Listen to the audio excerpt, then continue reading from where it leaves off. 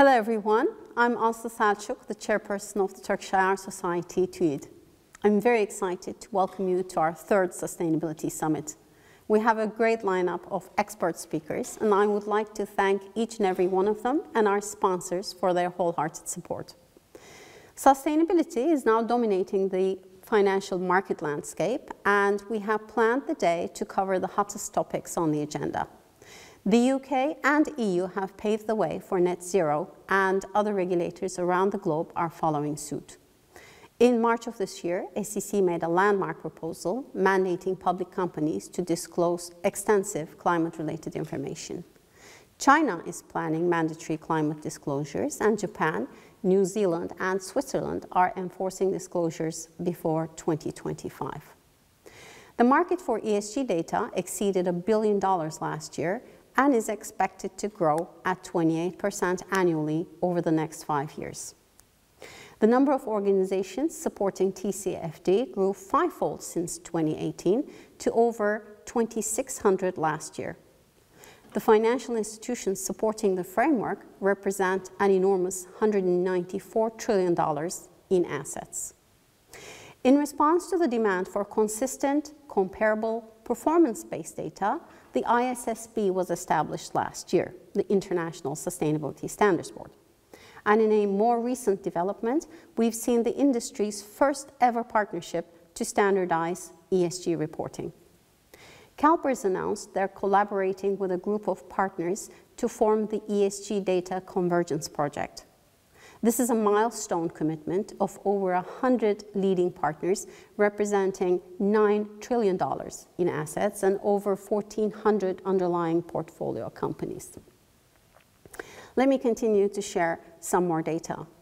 According to McKinsey's latest report, spending on physical assets on the course to net zero would reach about $275 trillion by 2050, or an average of $9 trillion per year.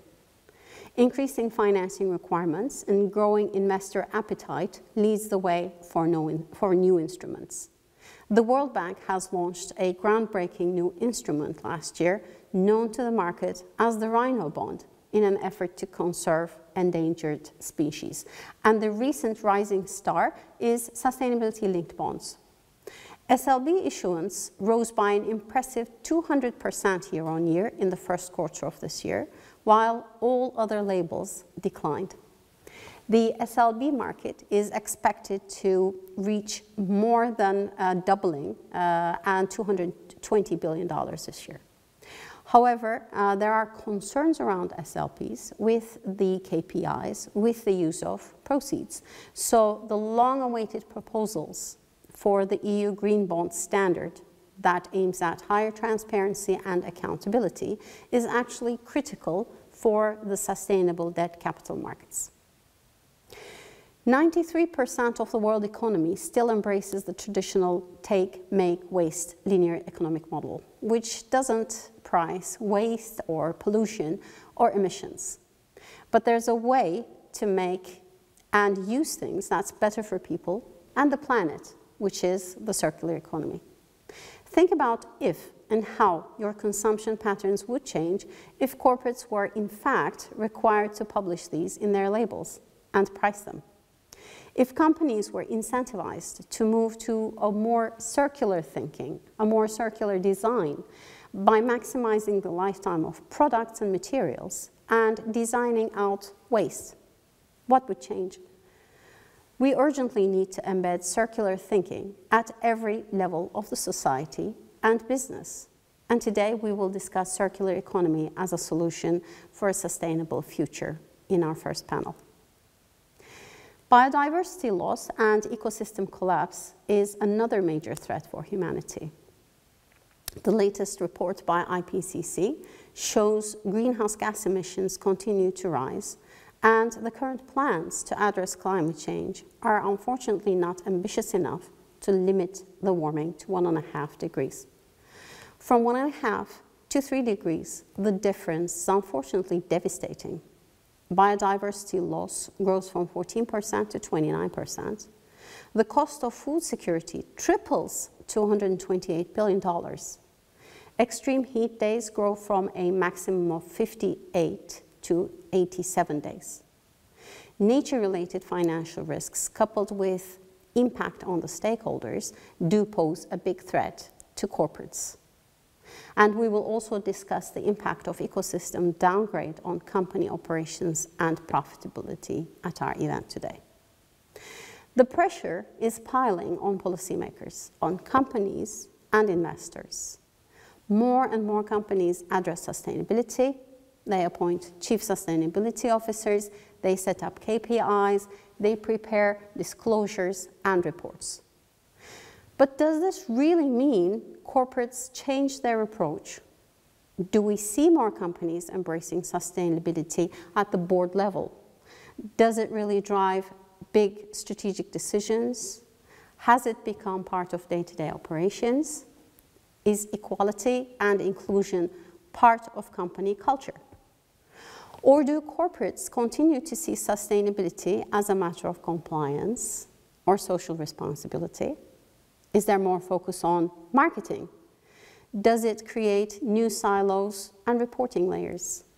Does it increase the risk of greenwashing? Why should sustainability be more than a checklist? We will discuss today. Thank you.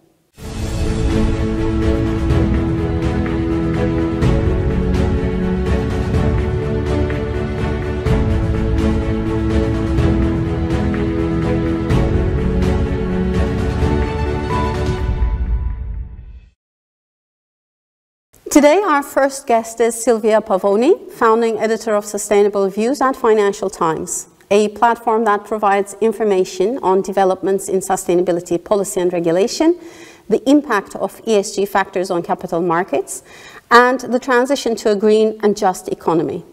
Silvia has been with the FT for 17 years and has been on assignment to over 24 countries.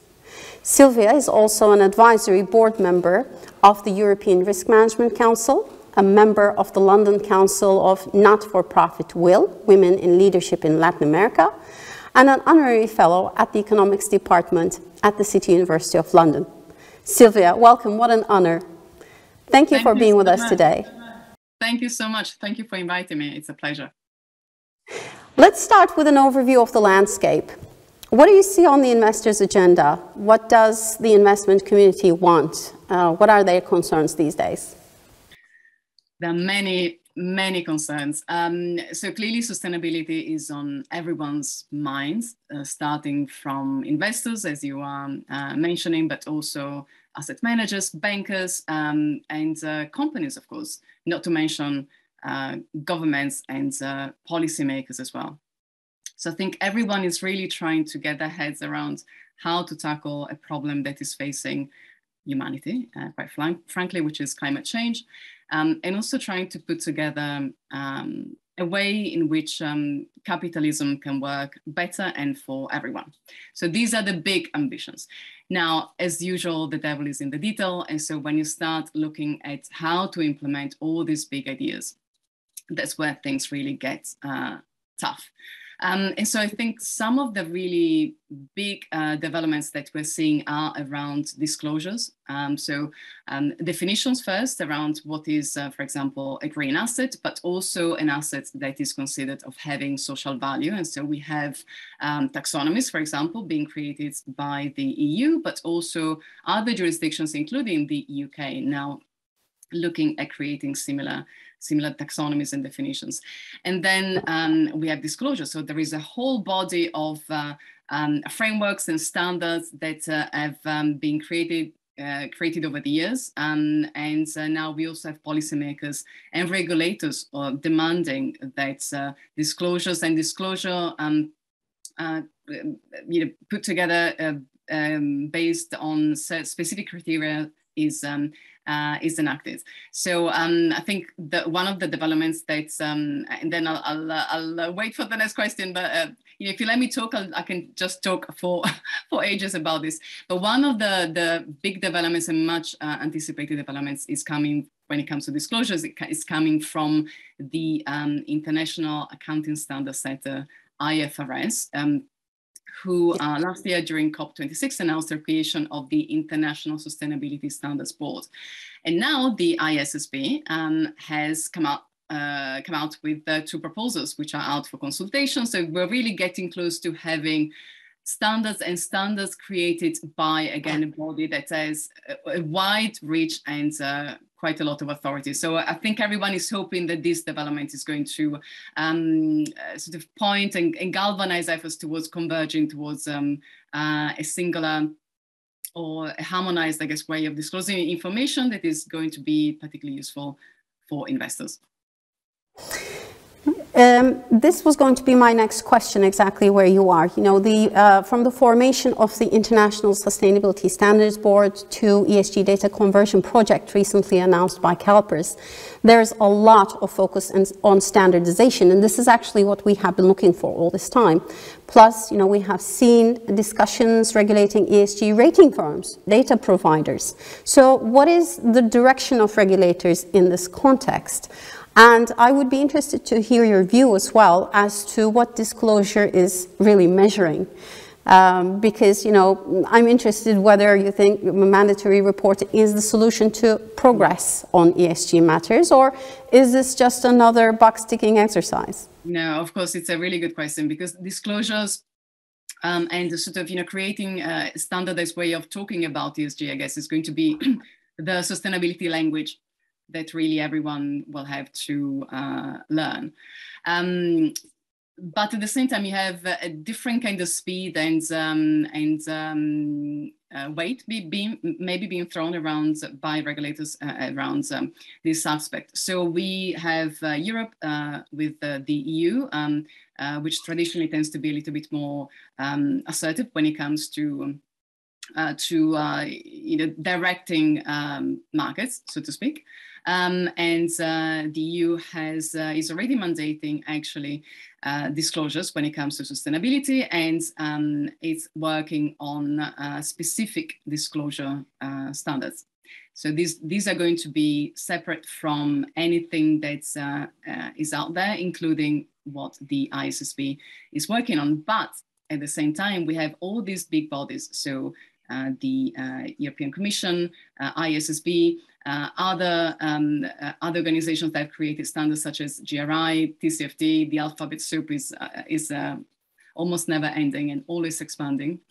They're all talking, hopefully trying to come up with something that is going to unify and bring together all their efforts. And this obviously is true also for other jurisdictions, including the US, which until now hasn't really paid great attention to climate-related factors and sustainability disclosures. But now we know that the US SEC, so the Securities and Exchange Commission, has put out a proposal exactly on this, on disclosing and mandating climate-related disclosures.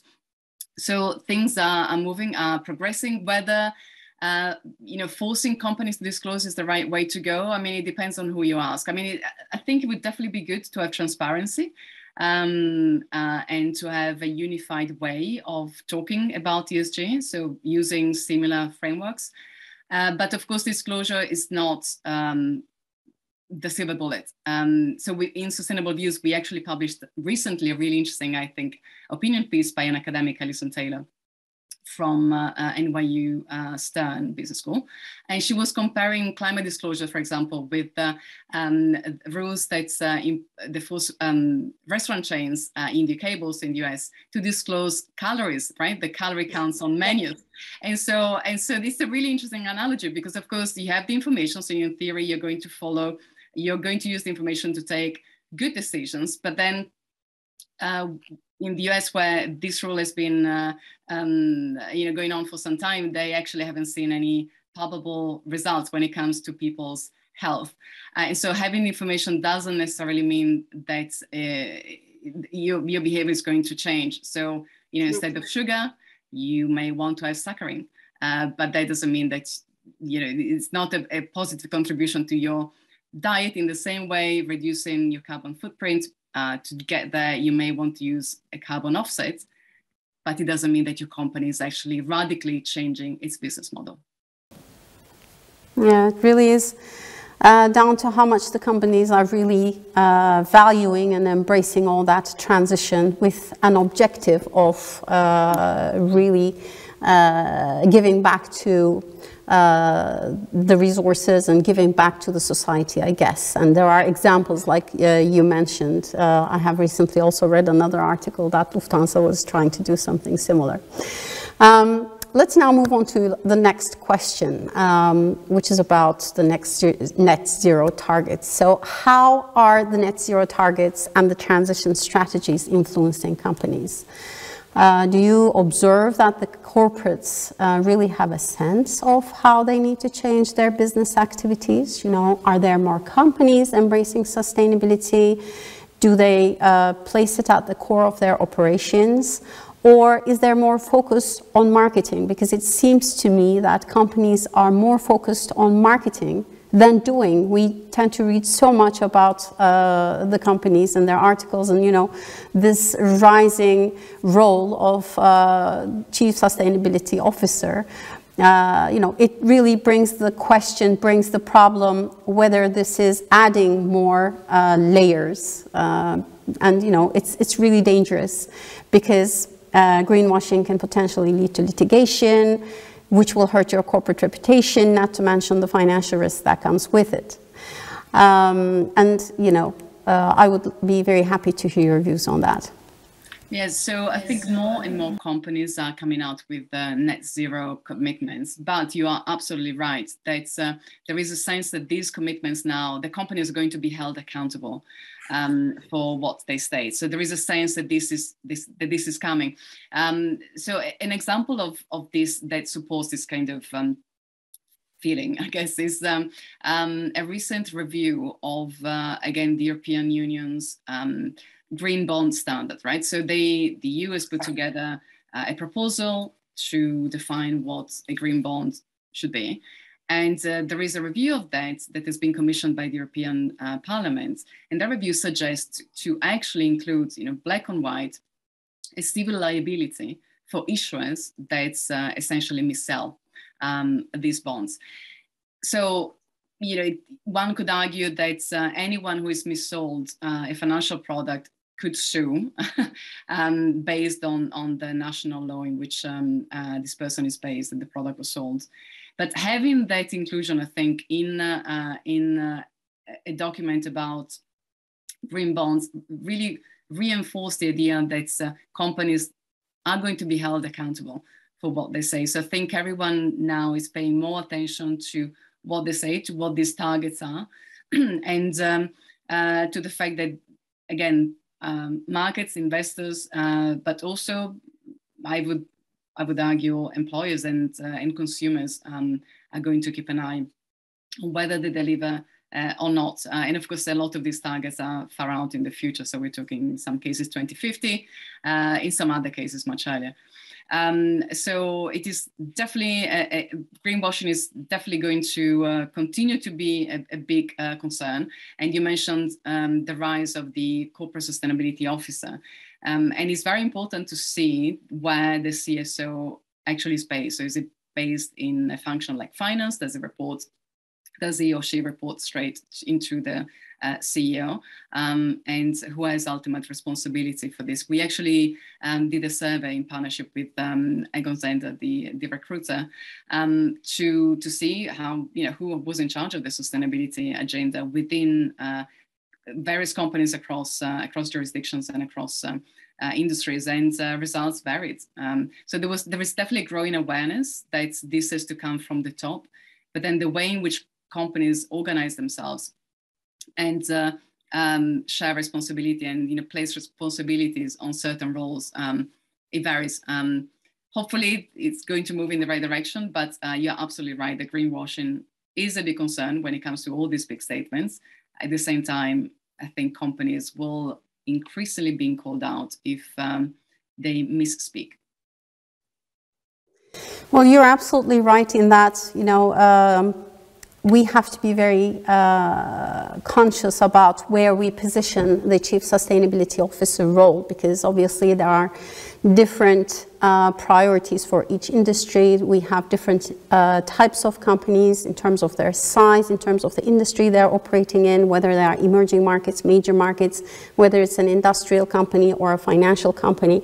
But regardless of the organizational structure, what we are promoting as the Turkish Investor Relations Society is that the investor relations role should be involved in setting the strategy, in setting the direction for the company's sustainability roadmap and strategy, because we are the representative of the investment community, who is the main stakeholder that is pushing through these and watching these and embracing these developments more so than the others. And that's why we are working together with both the IR teams and the sustainability teams in our working groups in sustainability. So let's see how successful we are in terms of pushing this thought process through to our companies. And please do keep me posted on what you find, because I'm very interested in hearing the point of view also of the investor relations community, because yes, you're right, those are the professionals that are talking, that are speaking actually two different languages, the corporate language and the investors' language, and are there to answer questions and present answers. But yeah, it would be fascinating to hear actually what your community thinks about. Yeah, we will do that for sure. And exactly as you said, we are the ones who need to face the investors and who need to be responding to their questions, who need to be responsible for the responses that are stated in all of our disclosures. So I definitely think it's more of a financial / investor relations role than just the marketing bit. But let's see how things progress, and I will be happy to let you know. Moving on to our next point, I have done some research, and according to McKinsey's latest report, spending on physical assets on the course to net zero is expected to reach around $275 trillion by 2050. And if you look at that on an annual level, it's about $9 trillion per year, which is an annual increase of about $3.5 trillion to what we are spending right now. That's an immensely high number. So how do you think we can mobilize more capital into achieving net zero? I mean, those figures are just mind-boggling. I mean, you struggle to comprehend how the enormity of what that figure is. Those $275 trillion that you mentioned. So this means that clearly there is a huge investment opportunity because a lot of the infrastructure, a lot of buildings, but also tech infrastructure will have to be adapted. Urban infrastructure as well. The reconfiguration of cities, of connections. There is a lot to be done, and therefore a huge opportunity, a huge investment opportunity. Typically, a lot of these investments tend to be more urgent in markets where investors struggle to see opportunities. So in emerging markets, and so. Talks around the use of blended finance, the need for multilateral institutions, development banks to step in is, I think, is going to be increasingly high. And a lot of them, of course, are already very active in this space. A lot of them are already talking and working to create programs and products that would attract investors to contribute to the development of that infrastructure in places where it is needed the most. And so I think that that's one of the trends that I think we will continue to see, because also there is quite a lot of interest from investors also in potentially looking at those areas, but traditionally they complain that those investments offer sort of a risk profile that doesn't quite match the expectations. And so hopefully we're going to see a greater partnerships rather between multilateral institutions, between development banks, and between private sector investors and lenders. we do need a lot of partnership, exactly as you said. And, you know, maybe just to go a bit more into detail about the potentially available and growing segments. The World Bank, you will remember last year, they had launched the Rhino bond. And, of course, we'll see whether this was a one-off type of bond, but it was certainly very interesting to see what kind of instruments will be available going forward. And of course, we are seeing that sustainability-linked bonds are now becoming more popular among issuers. And we are seeing, as you suggested, a significant growth in terms of investor appetite. Again, you know, if we are to suggest certain numbers, environmental finance data suggested that sustainability-linked bond issuance has increased by an impressive 200% in the first quarter of this year only. And during that same time, all other labels have declined. So the SLB market is really expected to grow this year to about $220 billion, and that represents a growth of 135%. But as we have discussed, you know, there are some risks resulting from the insufficient transparency leading to potential greenwashing. So obviously, the EU Green Bond Standard is critical in terms of how the markets will move forward. So what else do you think can be done in terms of integrity, in terms of ensuring the integrity in this area? Because certainly the transparency, accountability, that will be critical for the sustainability of the debt capital markets alone.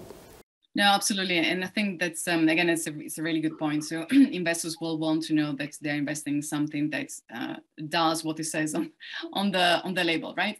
So sustainability-linked bonds have definitely grown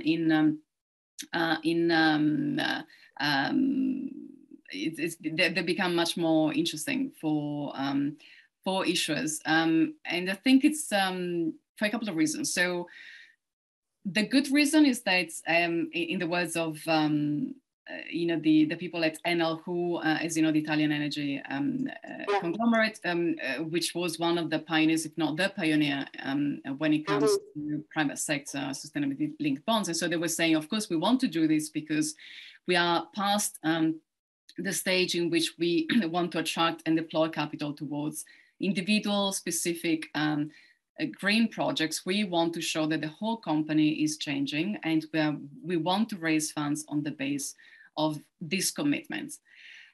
Because it is such a wide and broad commitment, and your investors are placing capital next to a plan, essentially, it's much harder to, of course, to check what's happening.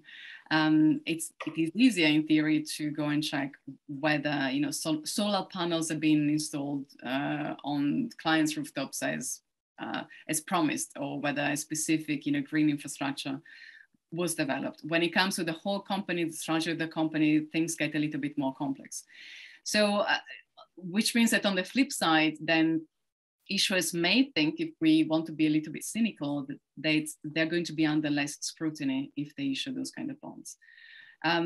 So I think those are the two sides of the coin. But there is certainly interest in anything to do with sustainability. The fact that the green bonds standards of the EU is thinking about regulating that area, on the one hand, may provide greater security to investors, because it offers assurance that things are done in a certain way. On the other hand, it may discourage maybe issuers to go through the whole, you know, paperwork and bureaucracy and being held accountable for those kind of instruments. So I think it may be a little bit early to tell how the market is going to react. And actually, I'm interested in your point of view as well, in what you think is going to work.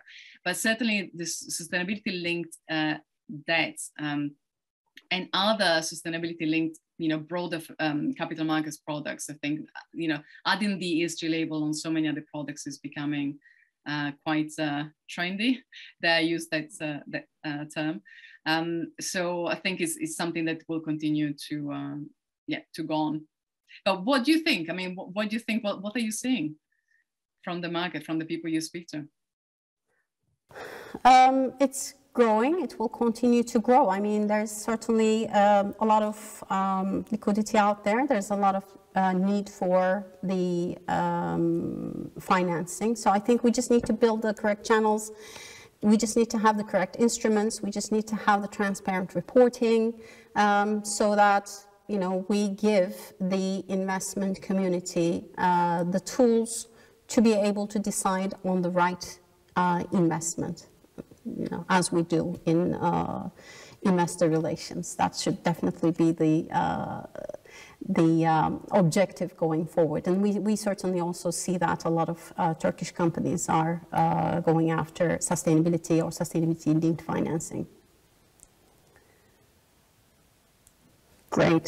Let me just finally ask you your views on why sustainability, and we will discuss during the rest of the day whether it is a checklist or not and what kind of risks and opportunities that come with it. But why do you think sustainability should be more than a checklist?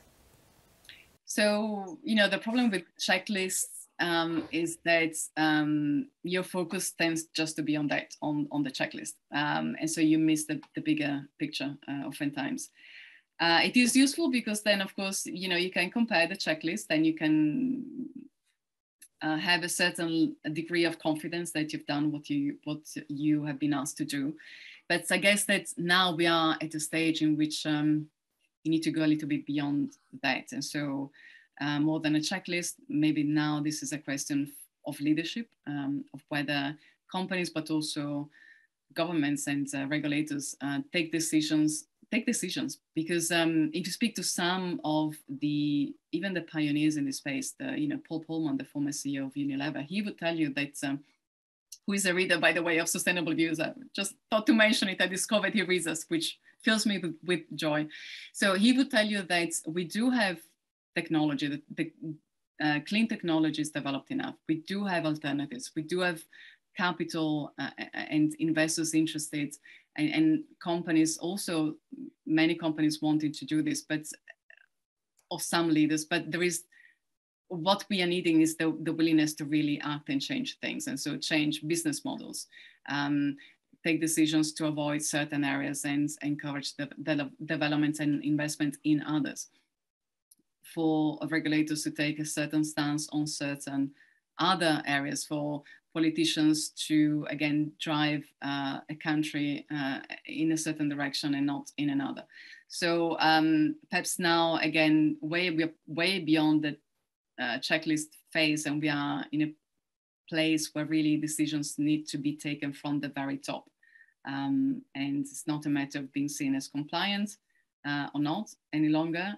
It's just a matter of allowing oneself, I guess, to have a long-term vision and to understand the risks of not acting, rather than focusing again on the day-to-day, on the quarterly results that I'm sure are giving you big headaches as well, and just focusing on the long-term objectives, which are very important and now increasingly urgent.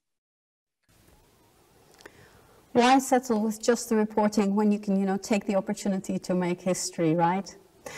Thank you so much, Sylvia, for sharing your thoughts with us today and sharing your time so generously. Hope to see you on other events as well.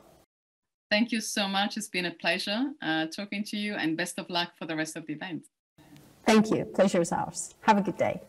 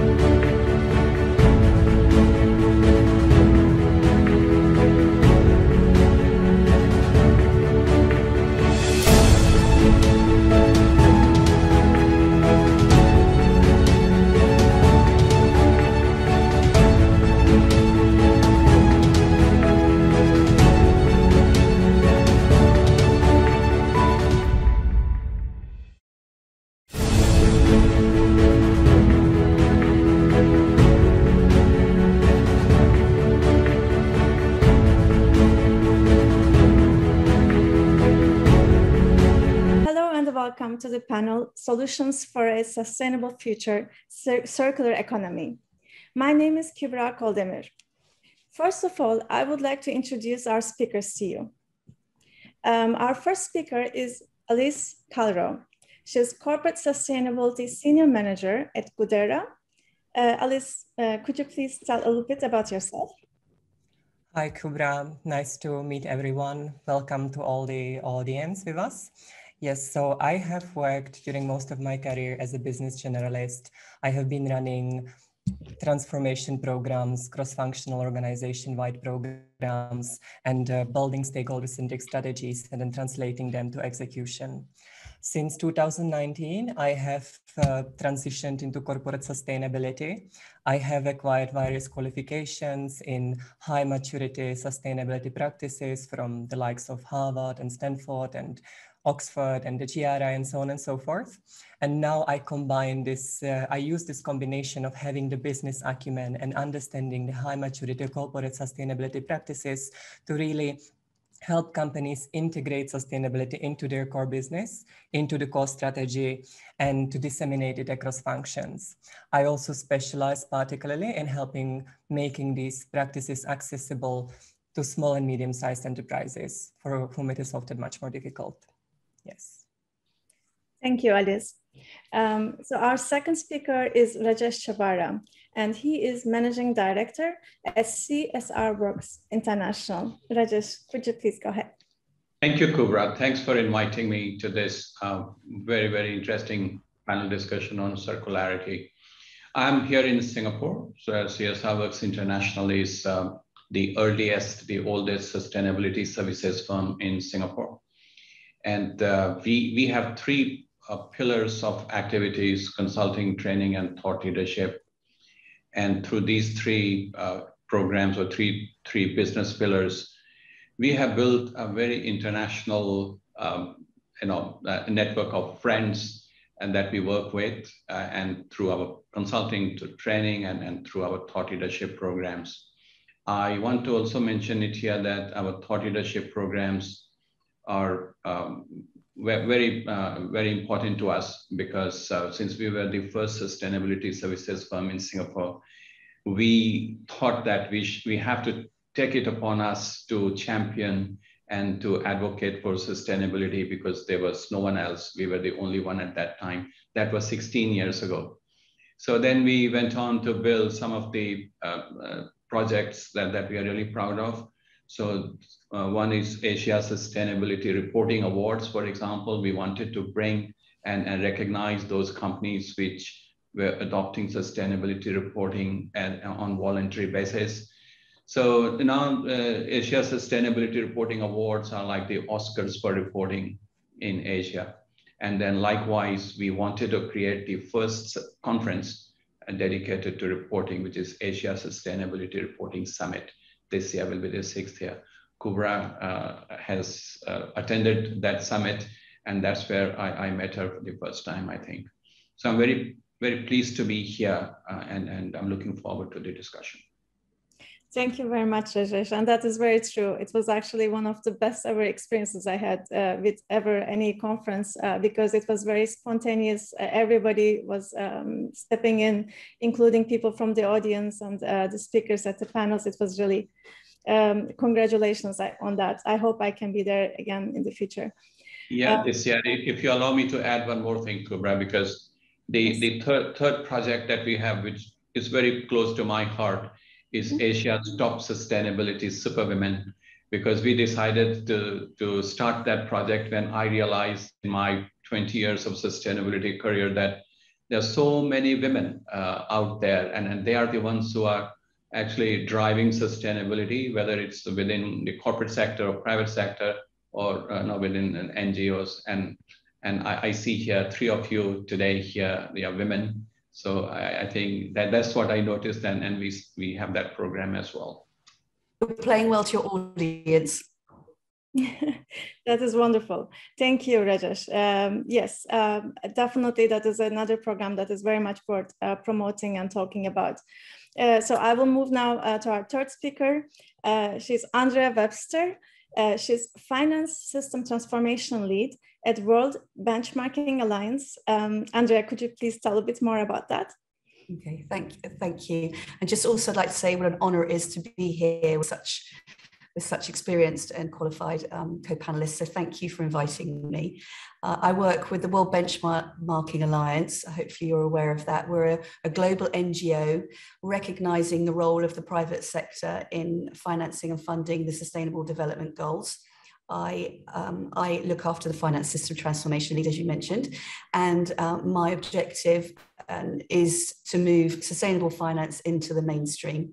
What we're doing at the moment is scoring 400 of the global financial institutions that we feel are influential in achieving the Sustainable Development Goals, scoring them across numerous indicators, aligning with the regulatory environment, basically to create a race to the top, to show them how they're doing, to help identify where we need to prioritize more. As a business tool, I hope, also as a tool for policymakers and regulators. We are very well aligned with regulators and contribute to a number of steering committees. And also obviously the greater finance ecosystem, because it's so interwoven, there's a role to play for everybody within that. Prior to joining the World Benchmarking Alliance, I come from the finance sector, so I'm looking forward to contributing that experience a bit. I was in the asset management industry for 15 years, building asset management businesses across Asia and Europe, dealing with a wide range of different investors from institutions, banks, insurance companies, family offices, and obviously and then advisors that service the retail sector. And then prior to that, I spent 10 years in the life assurance industry, product and platform market. So quite wide experience, and I hope that makes for a good debate today. Thank you very much. That is definitely a vast experience, Andrea. Thank you. So again, my name is Kübra, and I am founding partner at a think tank called Sustain Finance, and I'm also sustainability researcher at Argudan Governance Academy. Now let's go ahead with our panel, and let me first introduce quickly our subject to our audience, please. So a circular economy underpins sustainable long-term growth, and it makes good business sense. Second life is given to products or to their components through either recycling or through reusing. Their life cycle is extended, they create secondary markets, and the waste becomes a raw material, spurring new businesses that support this process. This concept imitates actual nature in a sense, where everything has a purpose and value. Everything is used, and where waste becomes a new resource.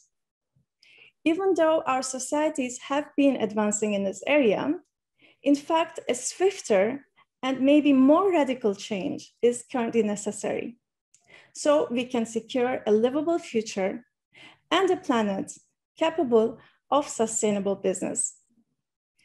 We should do more than achieve only incremental improvements on the status quo. Implementing a circular economy requires actually a business model transformation and a complete board and management buy-in. There is no way to implement circularity while being stuck in doing sustainability simply on the side.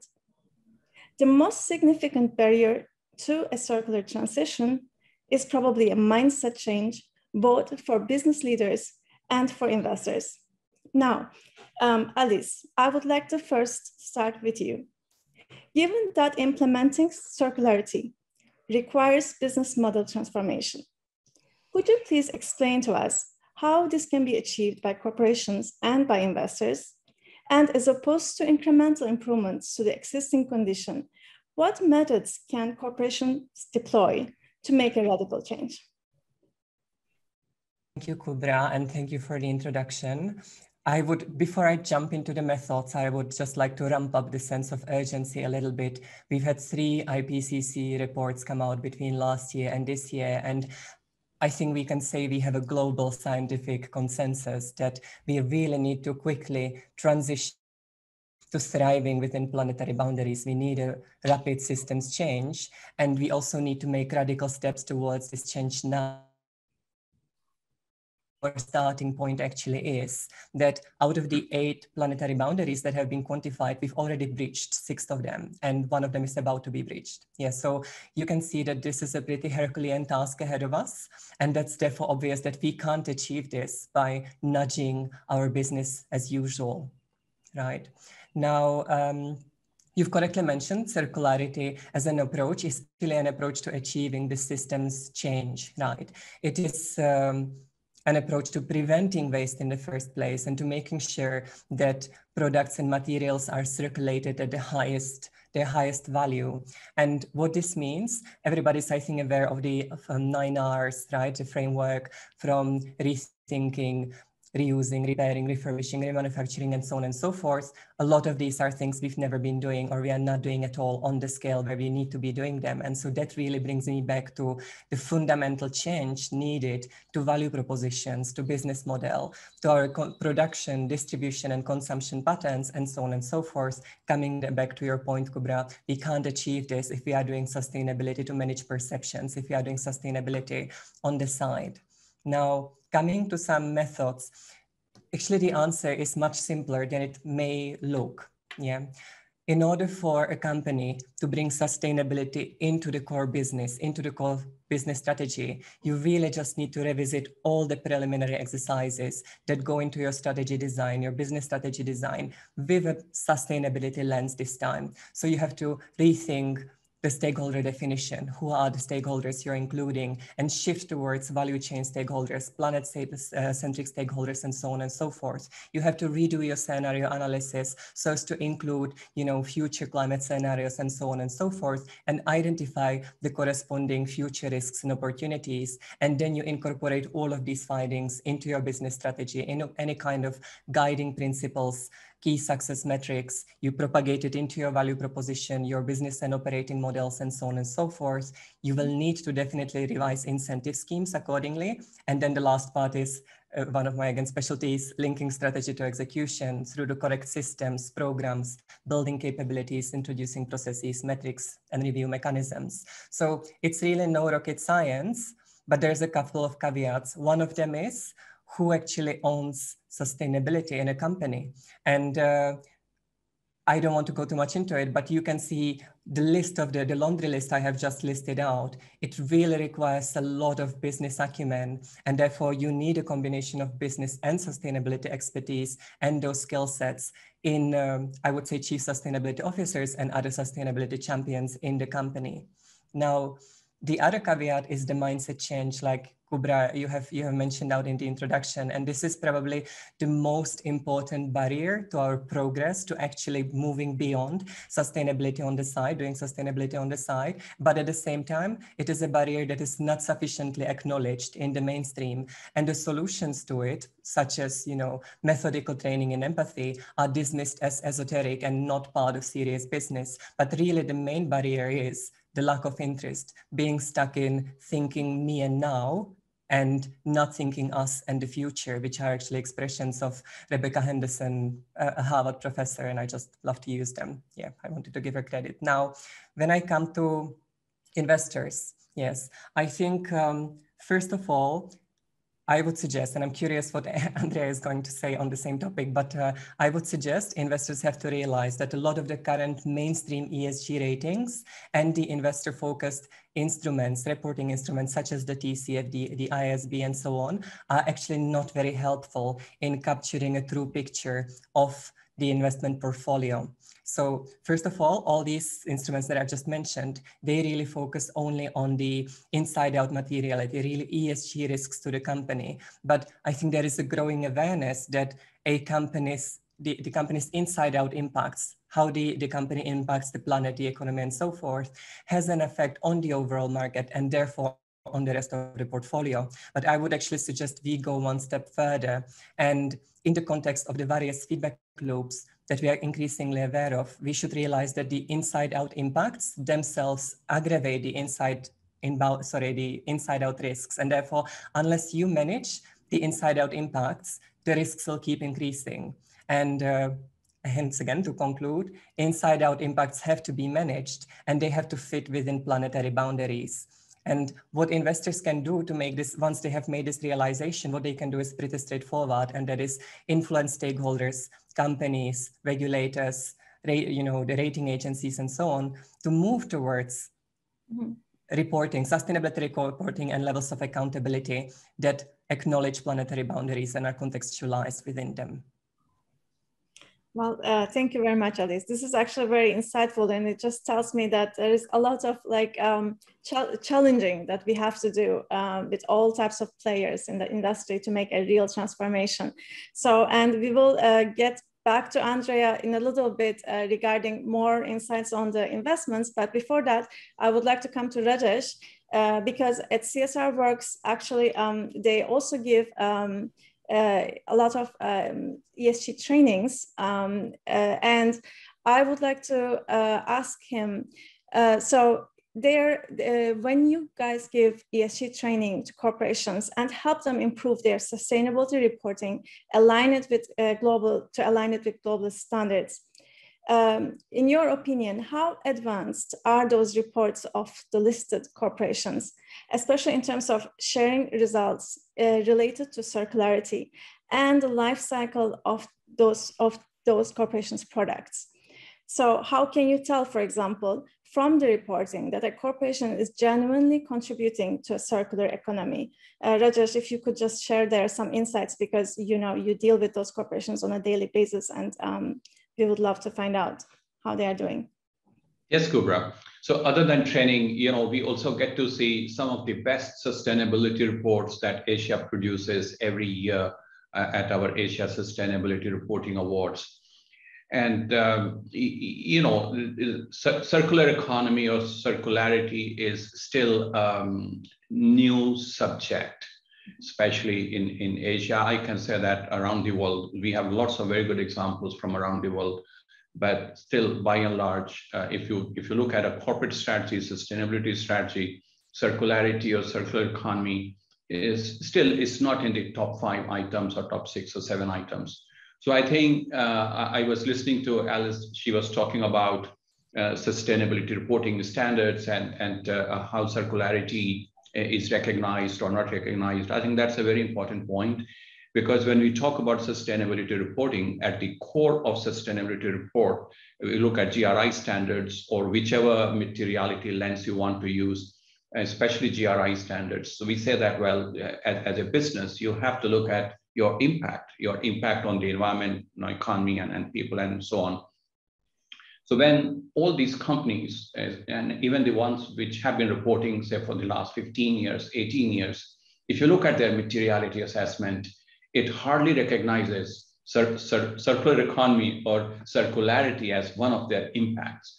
So I think that's a very important observation for us to have, that circular economy or their impact in terms of circularity is still not part of their materiality assessment. So I think there's a gap there which we need to consider that how to fix that gap. Now, saying that, there are certain sectors, there are certain companies, they are taking note of circular economy, and they do discuss what they are trying to do. And then again, within this whole idea of circular economy, it's not just recycling, it's just not reuse, it's not just reducing waste, it's not just waste management, it's much more than that. So it's just moving away from your linearity and getting into a circular loop of bringing the entire operation in a value chain in that loop. So I think some companies' discussion just stops there: waste management reduction, reuse, recycle, recyclability, and recyclable content or percentage of content in their products. But they need to move beyond that. I have a couple of examples that I noticed in our last year's 2021 Asia Sustainability Reporting Awards. There are 2 companies from Taiwan. So generally in Asia, you will see that companies from Taiwan, they are very innovative because of the circumstances that they are in. And one was ASUS, which is a computer manufacturer. And the other one was AU Optronics, which is one of the largest digital display manufacturer in the world. Now, these 2 companies, they took an LCA, life cycle analysis approach, And one of them, AU Optronics, even talks about being the first display manufacturer in the world to secure a circularity certification. So that's something good to know, that there are certification schemes. When there is another automobile manufacturer in India, so one of the largest in the world, called Mahindra. So they are very large, one of the largest for tractors and cars and vehicles and jeeps and so on. So recently they opened India's first government authorized company to recycle vehicles. You know, vehicles when people discard, otherwise it would go to a wherever. But so they are doing that. So we see these initiatives here and there. But I can say that companies in Asia especially are still in their very early stages of understanding. And that also means that there's a huge potential, there's a huge opportunity to really draw on the principles of circular economy. And we are talking about resilience, we are talking about building future fit businesses. And I don't understand how you can build a future fit business if circularity is not at the core of your business. Well, Rajesh, thank you. Well, this is again just similar to Alice's thoughts. It's very insightful in the sense that we have a lot of work to do, I guess, here, because if a lot of companies are not even recognizing circularity in the materiality assessment, that is, of course, makes the situation quite difficult. But then, as Rajesh has pointed out, maybe there are already some companies that are doing a good job. They could provide good practice examples for others. Yeah, we have to keep pushing to understand how to make people understand about this major transition that is needed. Andrea, to add to Alice's thoughts on investments, with your experience of more than a decade in investment management, can you also share your insights about how investors could influence sustainability in a way that funds actually start flowing towards a circular transition? It's a big question to unwrap, Kubra, but I'm going to give it a go. Yeah. I'm going to take a step back first, because I think we need some context in terms of how we get investor money to flow into the right places. And we need to recognize the role of policy and government. I know that's not the scope of this, but when we want system level change, we need to be thinking at a systems level, and we need collaboration. So I don't think we can underestimate the role of government to create pathways for investors to follow. So that's the backdrop. So we're going to make that assumption that that will be put in place. I know Europe have some regulations and a roadmap, and I believe China does as well. So against that backdrop, I think remember that the finance system is incredibly efficient and incredibly smart. And if it smells an opportunity, the money will flow. I think there's also incredible herd mentality in the finance sector, and that's what we're hoping to use with our finance system benchmark in terms of showing the best practices and that it can be done. But against that backdrop, on a practical level, first, I think that within the existing system constraints, there are two ways that investors can approach this in terms of from a strategic perspective and probably feeding into an operational level. And Alice, I would love your input onto this as well. I think the first one is that investors have to not reward inbuilt obsolescence.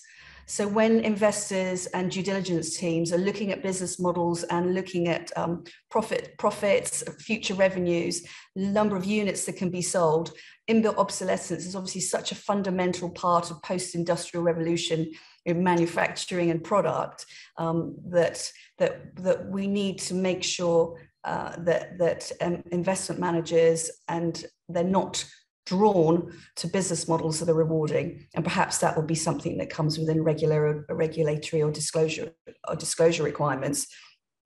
I think the second and probably actually more important point is timelines to investing. We've got to try and snuff out short-termism.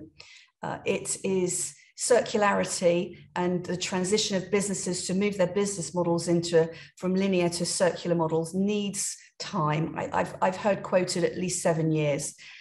Investors are challenged. markets, we've seen the headlines at the moment, market backdrop is tough. And if they keep monitoring businesses and markets quarter to quarter and holding CEOs accountable quarter to quarter, it is going to hold back the ability to move to a circular business model. So I think calling that out is really important.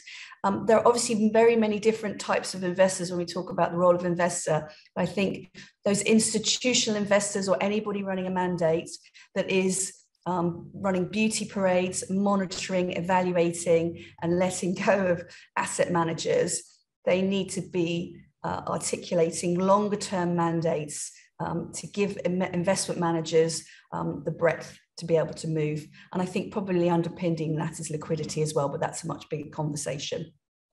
So against those kind of fundamentals within the existing structure, Alice and Rajesh, obviously disclosure and reporting is key, and that's fundamental with the World Benchmarking Alliance. We want accountability and we want to close the gap between what companies and businesses and investors, what they say and what they do. But I'm going to put this at a practical level in terms of what's the role of finance, and recognizing to support a circular economy, there are different roles of finance at different stages for getting us there. And perhaps if I can, my perspective and my experience from within the system and where money flows between private and public markets. I think the first point is we need more innovation, because to get to circularity, there are solutions out there already, but there's a lot more that's needed, and that needs funding. I think I like to quote Larry Fink's letter. Everybody in the finance industry follows that annual release of the letter, and he talked about the 1,000 unicorns, and most investors are looking for the next unicorn, and he states that the next unicorns are going to be those that are going to net zero. Solutions for net zero, and obviously circularity is underpinned for us to get to net zero. So I think for recognizing the role of the finance system to create an innovative solutions, and that's typically the private market, so venture capital, private equity, public debt, and basically those sections of the market that are risk takers, that are prepared to take the risk for the chance of that being the next multi-billion dollar unicorn. And again, and I think that's probably going to need government policy, because for financiers to take that risk, they need certainty, and certainty on that scale is going to come from government. I think then we move further around in the finance system and we look at how do we strengthen it. There's innovation there, but strengthening it and underpinning that. And I think that's where lending and the insurance markets come in. And I think some innovation, I know there's some great structures that are coming on with sustainable bonds. So I think obviously debt markets and some new structures. There's some great initiatives. So some of the leading banks have started issuing circular bonds. So I think I expect us getting more volume there, again driven by investor demand, and so that we can move out of the innovation stage and then move towards scale. And scale is what is going to move the dial.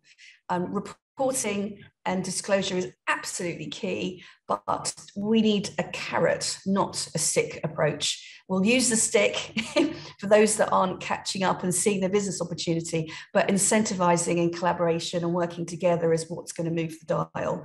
And I think to get to scale, that's when we need banks on side, life assurance, the life assurance industry. So we've got innovation that's coming on in terms of retail funds, products, and the might of those that have distribution and access to fund flows, pushing it through their channels. And we've seen that happen with ESG, like it or not, and ESG is such a big discussion about how effective it is. My personal feeling is that ESG has been part of the framework that is helping mainstream finance move from niche into mainstream. And we're going to evolve beyond ESG to sustainability. My hope is that ESG will be a framework that will probably 5 years' time will look very different.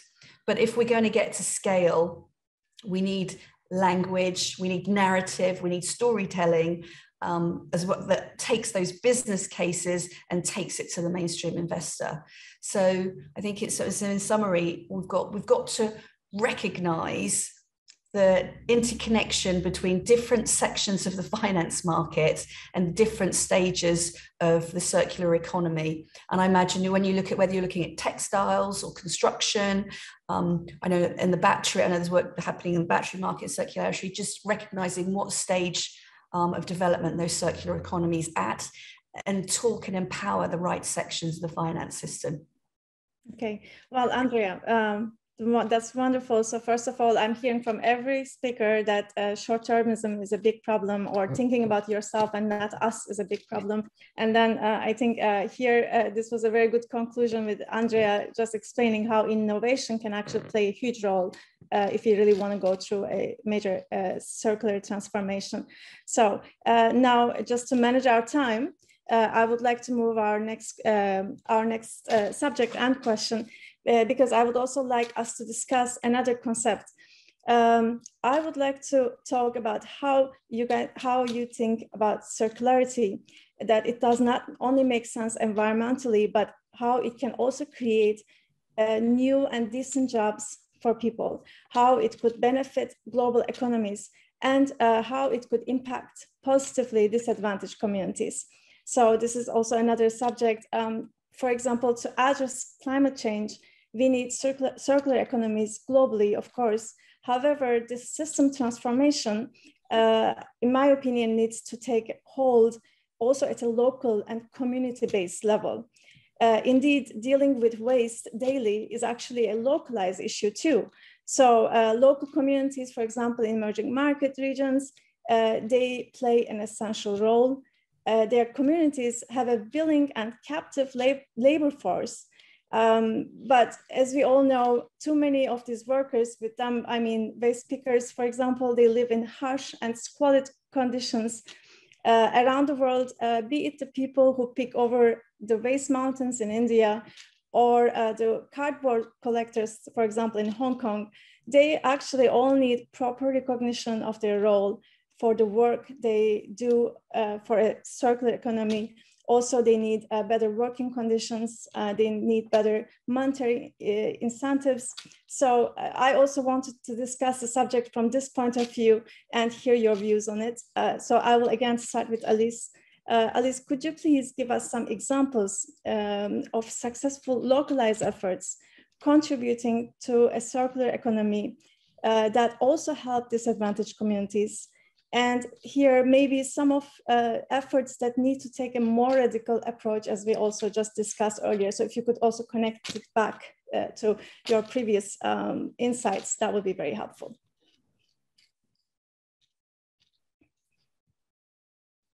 Alice, could you go ahead? Yes, I was muted, sorry. Thank you, Kubra, for again introducing the topic. And there's so much that I would also love to follow up on from what Rajesh and Andrea have said, but I'll, again, in the interest of time, move on with the topic. First of all, and that actually is a nod to Rajesh's point, to achieve a circular economy, we have to move way beyond just recycling and responsible waste management, as has been said. And there's an incredible importance of closing the loop. And this seems to be much easier done in a local context, because otherwise at a scale, and again, Andrea spoke about the importance of scale, we would be really just increasing exponentially the amount of waste we would be shipping around the globe and putting additional strain on the already strained supply chain logistics, and that's just not doable.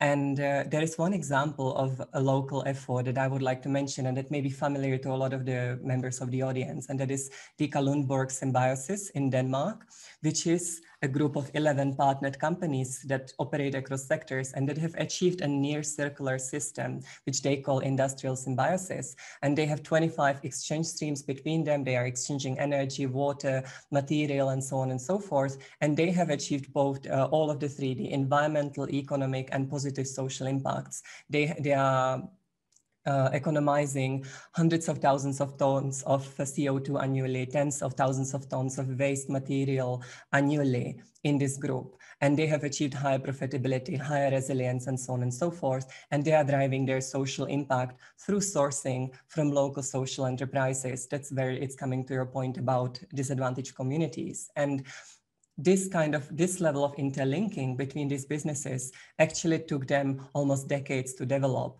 And so coming back again to the momentum and to the need for urgency and so on, I think we really need to now find a way to emulate this example, but put it on a fast track so that we can see a lot of similar initiatives pop up everywhere around the world and gradually create the economy. Now coming to an area where I think that we need to see much more radical action from companies, and that also is touching both on the environmental and social aspects. This is, I think, when it comes to management of agricultural supply chains, that is one of the areas that we are really lacking in action. And that's not to say that there are no players in the space doing really amazing work. But if I speak about what so-called sustainability leaders, companies that supposedly lead in sustainability, what their level of action is, it is absolutely insufficient. If we look at our agricultural inputs, they are threatened by the impacts of climate change, the impacts of unsustainable farming practices, and also by the exodus of the workforce that are just leaving the farming livelihoods because of the conditions of cyclical poverty. And this is a worldwide phenomenon and a human rights issue. There's a lot of data from around the world. I could mention some for India. For example, only 1.2% of the rural population in India, the youth of India, aspires to be farmers. The average farmer is 50-plus-year-old, whereas the average population in India is 26 years old. You can see that the whole cohort is actually near retirement, and there's nobody wishing to replace them. As far as I know, the latest data was that 2,000 farmers were giving up farming every single day in India. Yeah, and so this really shows that we need coming to circularity, one of the principles of circularity is to regenerate nature, right? We need to introduce regenerative agriculture, not in small pockets, but sector-wide, for us to have agricultural inputs, to have food and anything we produce with agricultural inputs. But we also have to make sure that creating good agricultural livelihoods is a really specific business objective for all the companies that operate in this space. But what we actually have at the moment, again, coming to the so-called leaders and to calling out lack of action and so on, as has been mentioned, you will see in the reports goals such as, let's make 100% of our farmers empowered. And when you dig into that goal and what does it actually mean? What is the target, the success metric? It means that the farmers have received access to an app. Or there will be a goal that says make 100% of farmers educated, but the target is make sure that they have been sent 3 communications a year. You can see the huge gap between what is being done and the huge gap between the scale of the problem. Yeah. Alice, just very quickly, could you also point out how can the Investor Relations Department influence the investment community in climate change and in this whole transition? Just 1 or 2 in Investor Relations. Absolutely. Also be very Absolutely. helpful. Yeah. So as Andrea said, if investors see opportunity, they will go after it, right? They will go where the carrot is. And I think that the most important thing that investor relations team can do is actually pique this interest. And what I would personally suggest is that they pool resources with other like-minded, teams in other investor relations departments, with potentially NGOs, activists, climate scientists, and other stakeholders, and they build this high-level portfolio-level business case for their investors, analyzing the future scenarios, extrapolating those risks and opportunities, and so on, and presenting it to their stakeholders, to their investors, so that the investors actually see this is the reality of where your portfolio is heading, and it's not heading in a good direction at the moment. And this way, the other thing they could do is then, having generated this interest, do a lot of dialogue through a fora like these, and essentially discuss how the investment, as Andrea said, the money flows, how they may have to change and adapt for circularity to be possible. One aspect was, again, ending short-termism. Another aspect is, if the example of the Kalundborg symbiosis is an example to go after, then this is a massive change needed for investors, right? Investing into, in this case, it would be betting into multiple horses pulling the same cart rather than betting on an individual horse. So there's a lot of change there that needs to take place. Yeah, that's wonderful. That's wonderful. Thank you, Alice. I want to right away move to Rajesh. I know that also within the scope of his work, he does a lot of, he puts a lot of thoughts on the SDGs and how they work. So here, I would like to pose Rajesh this question. Could you please explain to us how the circular economy is not only an environmental matter, but also a social issue? And especially if you could bring in some of your wonderful ideas about which SDGs you think are most relevant and tied to this concept of circular economy. Yeah. So, you know, when we talk about circularity or circular economy, basically we are saying that we have to imitate the nature. Mm-hmm. and nature, and the entire natural system, the way the natural system operates. And no, within the natural system, you have everything. You have the S, you have the E, you have the G, everyone is included there. And nature takes care of itself. It's just that we have our intervention and our species intervention has disrupted the nature. And that's why we have this problem, whether it's climate change or and lots of other issues. So I think when a business tries to address circularity related to their business, or even if a government or NGOs, when they look at circularity, they will very soon realize, and there are so many examples and so many projects around the world, very soon they realize that it's not about just solving one environmental problem. Mm-hmm. Because all these issues are so interconnected. And it's very hard to imagine to have a very successful, large-scale circular economy project which does not have social effects or social impact or even economic impact.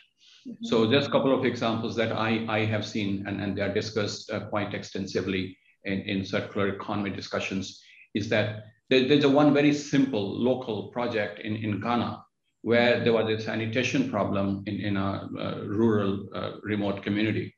And to solve that, a local entrepreneur decided to do something about it. And they came up with a very innovative, what they call a blue box. They came up with a portable, kind of sanitation solution for households. And then the human waste is collected from each household. And then it's taken to another place where it's treated and then converted into something which is something to charcoal. And that can be burned, that can be used for cooking and a lot of other stuff, much less polluting than charcoal. You don't have to cut trees. And you can see the effects now here. It has created a new business and a new income generation opportunity, and at the same time improved the living quality of these residents. Very quickly, I can also mention another example, because a lot of circularity issues are at the city level or at the larger level. So one of the cities in Brazil, what they have done with the help of NGOs, so to tackle e-waste, which is an environmental problem, so they said, well, what we are going to do is we are going to put to establish computer reconditioning centers. So the entire e-waste is brought to these centers, and then they train unemployed youth who are in the age group of 16 to 24 to work with this e-waste and recondition and build new computers out of that e-waste.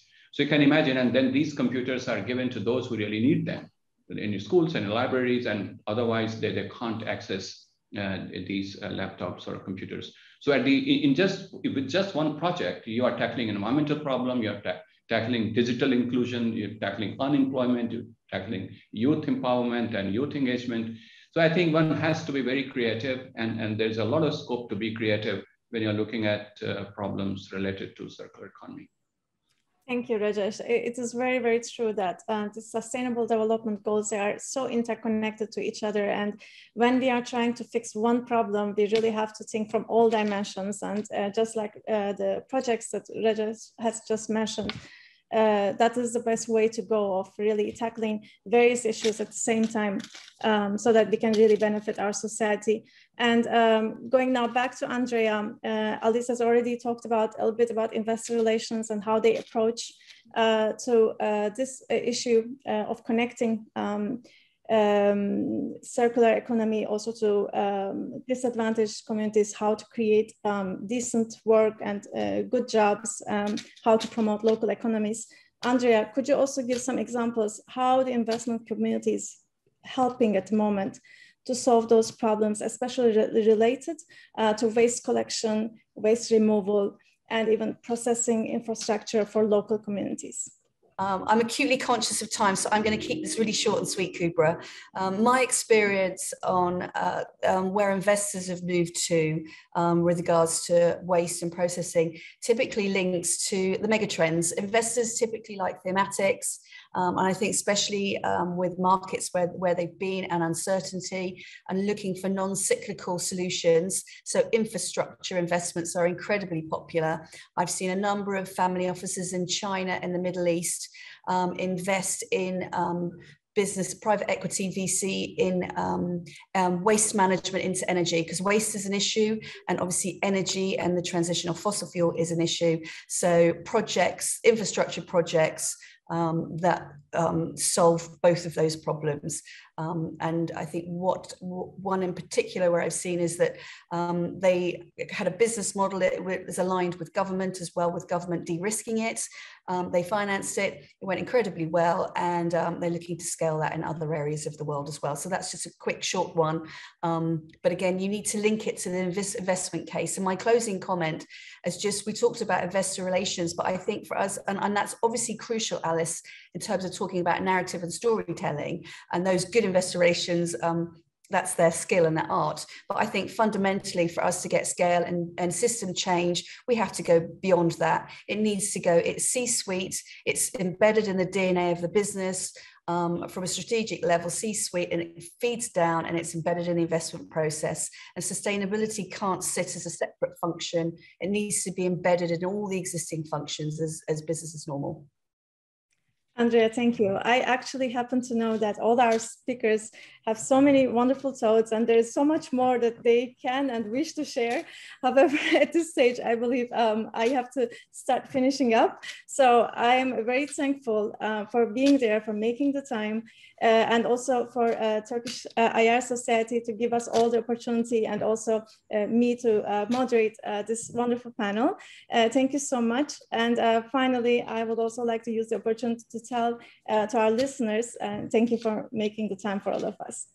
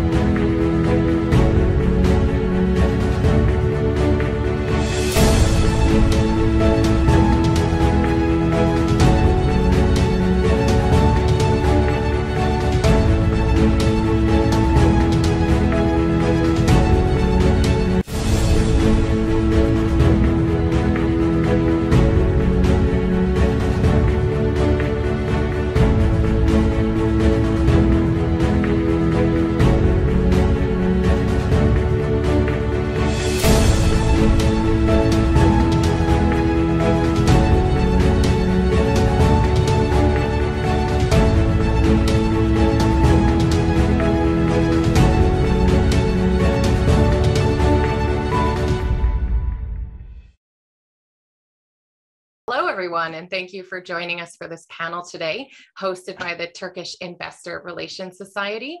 It's such a great pleasure and an honor to participate again in this year's Sustainable Investment Summit on behalf of the United Nations Sustainable Stock Exchanges Initiative, or the UNSSE. I'm very pleased to be moderating this session, which is titled Measuring Stakeholder Capitalism, the Importance of Aligning Existing Frameworks. Our vision at the UNSSE is a world where capital market signals align with public policy goals and sustainable development. So as you can imagine, stakeholder capitalism is close to all of our hearts. Stakeholder capitalism is becoming an increasingly mainstream topic. In 2020, the World Economic Forum themed its annual conference in Davos, Stakeholders for a Cohesive and Sustainable World, and it indicated that its objective was deliberating on pathways to stakeholder capitalism. Now, the use of this term, stakeholder capitalism, aims to indicate, I think, a shift away from the paradigm of shareholder capitalism, which some would say has guided our world economy since the 1970s or even before. But in theory, this term is still hotly debated. However, in practice, we can really dig a bit more into that. And we have here with us today two experts who know firsthand the important role that stakeholders play in our current capital market system. And more importantly, they're both playing very key roles in identifying how stakeholders can be engaged with as the underlying values of our capital market system. So on this panel today, I'm very pleased to be joined with two great panelists. First, we have Neil Stewart, who's the Director of Corporate Outreach at the Value Reporting Foundation. And for those who are not familiar with this organization, the Value Reporting Foundation is a global nonprofit organization that offers a comprehensive suite of resources designed to help businesses and investors develop a shared understanding of enterprise value. Importantly, they are key components of the recently announced International Sustainability Standards Board, or ISSB, at the IFRS Foundation. So we hope to hear a little bit more about that today. Additionally, we have with us today Michael Underhill, Chief Investment Officer and CEO of Capital Innovations, and the author of the Handbook of Infrastructure Investing, as many more things as well. But both Michael and Neil have deep-seated knowledge of this topic we're discussing today, both on the side of stakeholder capitalism, as well as on the side of alignment. And I'm eager to dig into their knowledge. So let's get straight into it. The first topic I'd like to discuss with you both, if we may, is the shift from shareholder capitalism to stakeholder capitalism. So let's talk about what's driving this, what's behind it all. Michael, if I can start with you, I'd like to ask, well, stakeholder capitalism may be a much more mainstream saying now. When you started working on impact investment, it was much more niche. So what do you think has led to this growth moving from niche to mainstream? And in your experience, what have been the key drivers behind this shift? Yeah, well, Tiffany, thank you very much. And Neil, pleasure spending some time with you today. You know, that question, I think about the convergence of things, right, over the last few decades and what we've had in terms of moving from shareholder to stakeholder capitalism has been a tectonic shift, even a sea change, because you've had multiple issues. You've had issues over the last 30 years as an investment professional I've seen, or 3+ decades. You know, we've seen issues with corporate governance. We've seen issues with valuation. We've seen issues with environmental issues. I mean, massive issues. And I was reading yesterday about India and Union Carbide and the fact that they have not yet cleaned up the Union Carbide site, where there's a massive environmental accident which cost numerous lives. And you look at that decades ago that occurred.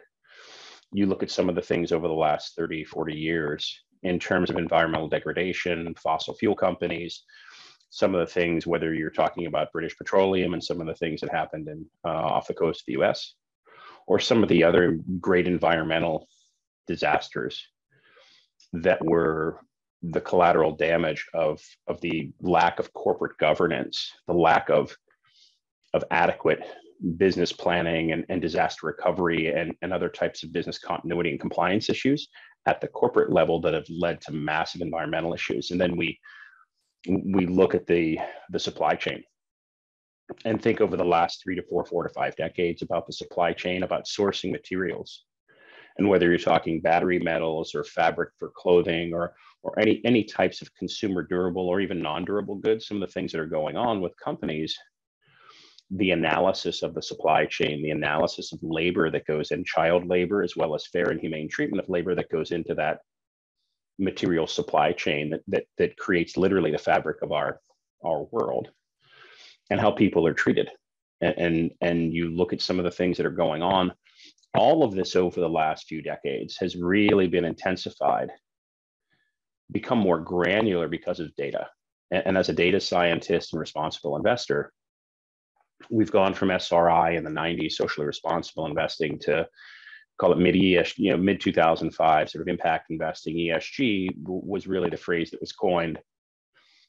And larger pools of data were available to manipulate and utilize for measuring and benchmarking and trying to manage what we measure. And I think even now we're looking into 2022, you have so many different aggregate pools of data in which we can take this data and interpret where we're putting our capital to work, how companies are using their capital internally.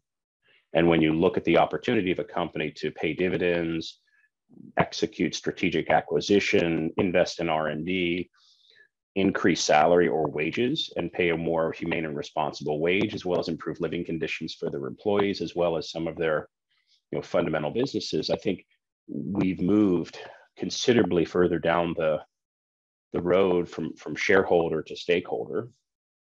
We have larger and more granular data sets that help us make more informed decisions as professional investors. And I think some of the different vehicles out there we can talk about, they're really helping people put their capital to work in a more thoughtful way so they can make a more informed choice. And so fund managers and fund sponsors with ETF, passive, other types of product can actually invest and move from shareholder to stakeholder based objectives. And I think now we're just starting to see this pick up. And by that, I mean, I look at some of the money that's invested in ESG mutual funds, ETFs, passive vehicles. And if you look at the forecast over the next 20 years, the AUM of those ESG focused vehicles is forecast to grow 20x according to Morningstar. So I think we're early innings of what's going to be a very, very long and productive and fruitful cycle of investment, thanks to that transition from shareholder capital to stakeholder capital. But we're just getting warmed up here. So I know you asked a few questions. I gave you a dissertation. Let me just stop there. Great. Thanks, Michael. If I can just follow up on one thing, I noticed a lot of what you were saying was really strategy oriented. So risk opportunities, enhancing our strategy and planning with new data that we didn't have previously. What amount of this do you think is pertaining to enhancing our strategy and doing better business? And what amount of it do you think is more of the impact side of ensuring we're having more positive impact on our environment and society? Well, I think it's neither. I don't think it's an either or proposition. I think they're mutually exclusive, and I think the companies that are publicly traded companies seeking to attract capital, and even some of the private companies that are seeking to attract capital, they understand that sustainability and stakeholder capitalism is much. It's not only the right thing to do. It's what's going to benefit the company longer term. It's going to benefit the employees longer term. It's going to help them as an organization seeking to raise capital in the capital markets, is going to help them draw upon capital markets, public or private, and they can actually go out to the market with a more sustainable business model that serves their stakeholders. The stakeholders and shareholders will understand it. It becomes a more virtuous circle, so they're more inclined to invest in these companies that will be more productive. And admittedly, a world in which natural resource scarcity is one of the biggest issues we're faced with today and on a global level. Great. That's very helpful. Thanks, Michael. Neil, Michael mentioned convergence. So let's build on that a little bit more. As demand for new information grows, the variety of frameworks and standards are growing, but now we're actually seeing a convergence, which is great. But what in your experience has been the main driver of this and the consolidation? And can you give us a bit of an overview of what's happening? Thanks, Tiffany. And this is such an important question, particularly for this audience of investor relations officers. It's a huge pain point. That is the competing demands, often overwhelming demands from different sides, different stakeholders, and with different information needs, and all this patchwork of frameworks and standards, but also ratings and rankings, surveys and questionnaires, indices, and so on.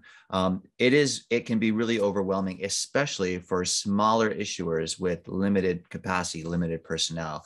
We've got to solve this. We've got to get to a much more simpler, streamlined system that is cost efficient for preparers, for businesses, and also decision useful for the users, particularly for investors. And this is, let me pick up on a point of Michael's, this need to mobilize capital. Now, at the time that the International Sustainability Standards Board was launched at the big UN climate conference in November in Glasgow, COP26, it was also announced that there was a new coalition of investors called the Glasgow Financial Alliance for Net Zero, $130 trillion in capital committed to net zero goals. At the same time, the International Sustainability Standards Board was launched, and it was heralded as the plumbing that was going to get this capital flowing. Investors need information to base their investment decisions on. They need to be able to compare one company to the next. That means a common language. Up until now, we've had this patchwork of different languages. Now we're getting to one.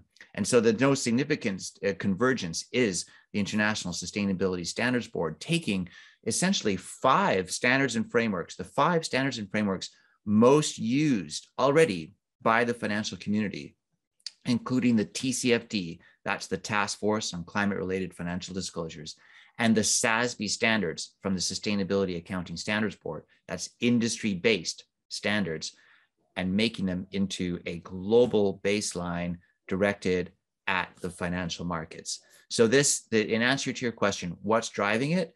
First of all, it's the tremendous need to be able to direct capital, but it's also a convergence of the needs of different stakeholders. So investors now recognize diversity or climate or other issues like, say, cybersecurity as business risks, and they need information on them. Whereas in the past, maybe they served different niche audiences.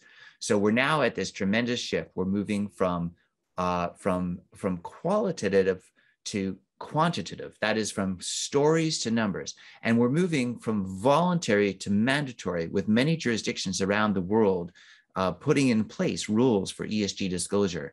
That requires common, streamlined reporting language, and we're finally getting there. Great. Thanks so much, Michael. And I might just build on, it's important that you mentioned we're talking to the investor relations professionals here. And I'm sure, their job really is about communication and transparency. And many of them are kind of wondering what they're supposed to be doing now. So would you have any advice to the IR professionals listening to us today? What is their role in this shift and what can they be doing? Okay, well, let me pick up then again, the shift from stories to numbers and the shift from voluntary to mandatory. What that's doing is bringing ESG data up to the level of financial reporting in terms of the rigor of its preparation, in terms of its importance in its use. That is when ESG data is being used for financing decisions, when it's being used for executive remuneration, for due diligence around M&A, in all of those cases, you need a tremendously high quality of data. So that means from the investor relations point of view, that they have to bring to ESG reporting the same discipline in terms of processes and controls, data governance, verification and audit very often, in order to ensure the quality of this data, in order to make sure that it can be used for investment decisions, for investor voting decisions, but also for management and board decisions. So I like to call it investor grade data, but you could also call it director grade data.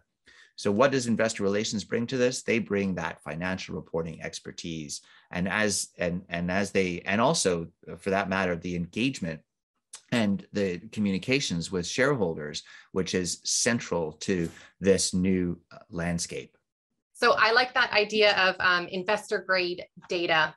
And since we have an investor with us today, Michael, maybe we can talk to you a little bit about how that data is being used. You've been using this data for quite some time now, and I'm sure you don't want just an influx of as much data as possible. So can you talk to us a little bit about how investors are using the data that companies are now providing? And for example, the climate related risks and opportunities, or the TCFD data that we're asking for, what do investors do with that?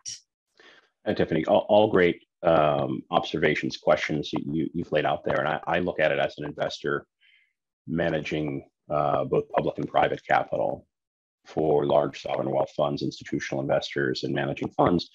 We take data, we take a very harvest as much data as possible to gather a robust data set. And then what we do is we have an internal factor scoring methodology, ESG insights factor methodology that we use to weight and rank and measure. And if we take a look, for example, at a company like a publicly traded company, NextEra Energy, it's a utility. We utilize various data screens as well as weightings and factors to identify a company like NextEra, that's a solar energy company, renewable energy company. We're identifying some of not only the front office, middle office, back office activities and operations, but how they're conducting themselves and what their scores are internal with employee treatment and engagement, vendor engagement and interaction, and how they're treating their vendors and pricing and competition. And so we know that when we assign an internal score of, for example, 93 on a publicly traded utility like NextEra, 100 is perfect, 0 is the lowest possible. NextEra scores a 93 out of 100. Their composite score reflects one of the highest utilities in the investable universe of 122 utilities that are focused on serving consumers in electricity and power generation. So we're utilizing the data to inform us of the front office, middle office, back office operations, to inform us of the company's responsible investment policies for solar. And as you can imagine, people think of solar, it's something that's environmentally friendly, but you have various elements of the energy material supply chain, silicon, as well as other types of chemicals that are involved in production, manufacturing, industrial applications to generate power for consumers, and the delivery of power and electricity to consumers. There's a whole host of things in that energy material supply chain that could potentially be at risk. So taking data and helping us manage and measure internally to allocate capital, which we look at every dollar of capital being scarce, and trying to make an informed decision to allocate capital thoughtfully to what we believe to be the best-in-class companies that are yielding the highest sustainability scores, ESG scores. And we believe that return on capital will reward us for investing in a thoughtful, sustainable manner with the companies that are the most thoughtful and sustainable in terms of their ESG or sustainability scores. Right, very interesting, Michael. I might just pick up on what Neil was saying with investor grade data and needing to have kind of rigor and verification and assurance. How do you ensure the quality of the data you're receiving to, avoid greenwashing and all those terms we hear so often? Is there anything that the IR team can do to communicate how their data is developed, or to assure you that the information is quality information? Yeah, I think, Tiffany, interesting question, right? So it's not unlike being an athlete where you train for an event, you train for your competition ongoing. And so the amount of time that you spend on cardio or weight training, and it's an iterative process where you get stronger, you get faster, your results in competition become better, whether you're a marathon runner or you're playing soccer or cricket. Your fitness level, your athletic ability is predicated upon how much train, how much practice, how much time you put into it. And as a data scientist, data professional, the more time you spend on the data, you can scrub it you can analyze it, you can push and pull the data multiple ways. So then that way you feel like you can have a scrubbed, robust, clean data set, in which then if you have a robust and thoroughly rigorously scrubbed or analyzed data set, you can actually make thoughtful choices. And also the iterative process of benchmarking. I think Neil touched upon some interesting things. When you look at data, you can use it for a whole host of things, but I think having a standardized set of factors, having a standardized methodology for going about preparing the data, having investor grade data of the highest quality and the highest integrity. And really that comes down to one of the key principles of accounting, right? When you take a look at accounting for hydrocarbons, you take a look at the accounting for various underlying factors, front, middle, back office. The accounting is the underlying factor of which the integrity of the data helps you make a more informed decision. And I think the IR professionals, they know more than they've forgotten more than I'll ever know about their jobs and responsibilities. In IR, being able to present the data so it's bulletproof, so it's really robust, but the integrity is there to withstand the scrutiny of not only money managers, but hedge funds, as well as what we're seeing now more than ever is private equity or private capitals coming into the public markets. They're looking at companies and they're acquiring publicly traded companies and taking them private because of the valuations are so attractive right now, because of the accounting methodology is so transparent, and the corporate governance at publicly traded companies is much better than some of the private companies, so that public companies are now becoming targets of some of these larger private equity firms. And you can just see just in some of the transactions. I'll give you an example. There's an Italian toll road operating and transportation airport operating company that Blackstone just put in a bid, and they've acquired a publicly traded listed infrastructure company. They did so because it was a family-owned business. It had transparency. It had standard audited financials. And it was a very attractive company because of the operating assets and the governance, and the model of the company was such that it was very transparent and attractively valued. So these big private equity and private investor firms are coming and acquiring publicly traded companies because they feel like they're getting the robust data, that IR is preparing robust data in an investor grade way, that it's clear and transparent. The accounting is thoroughly scrubbed. So they feel like they're getting an asset that's attractive and at a fair value. Great, thanks, Michael. And Neil, before we move on to the next section, I wanted to pick up on one other thing you mentioned in moving from qualitative to quantitative measures here. Now, there's certain things we can't quantify. And if we look at, for example, the TCFD and looking at kind of the governance, which is, corporate governance is so key to the processes of alignment within our organization. Where do you see the role of these qualitative disclosures, and how should we be seeing those evolve over time?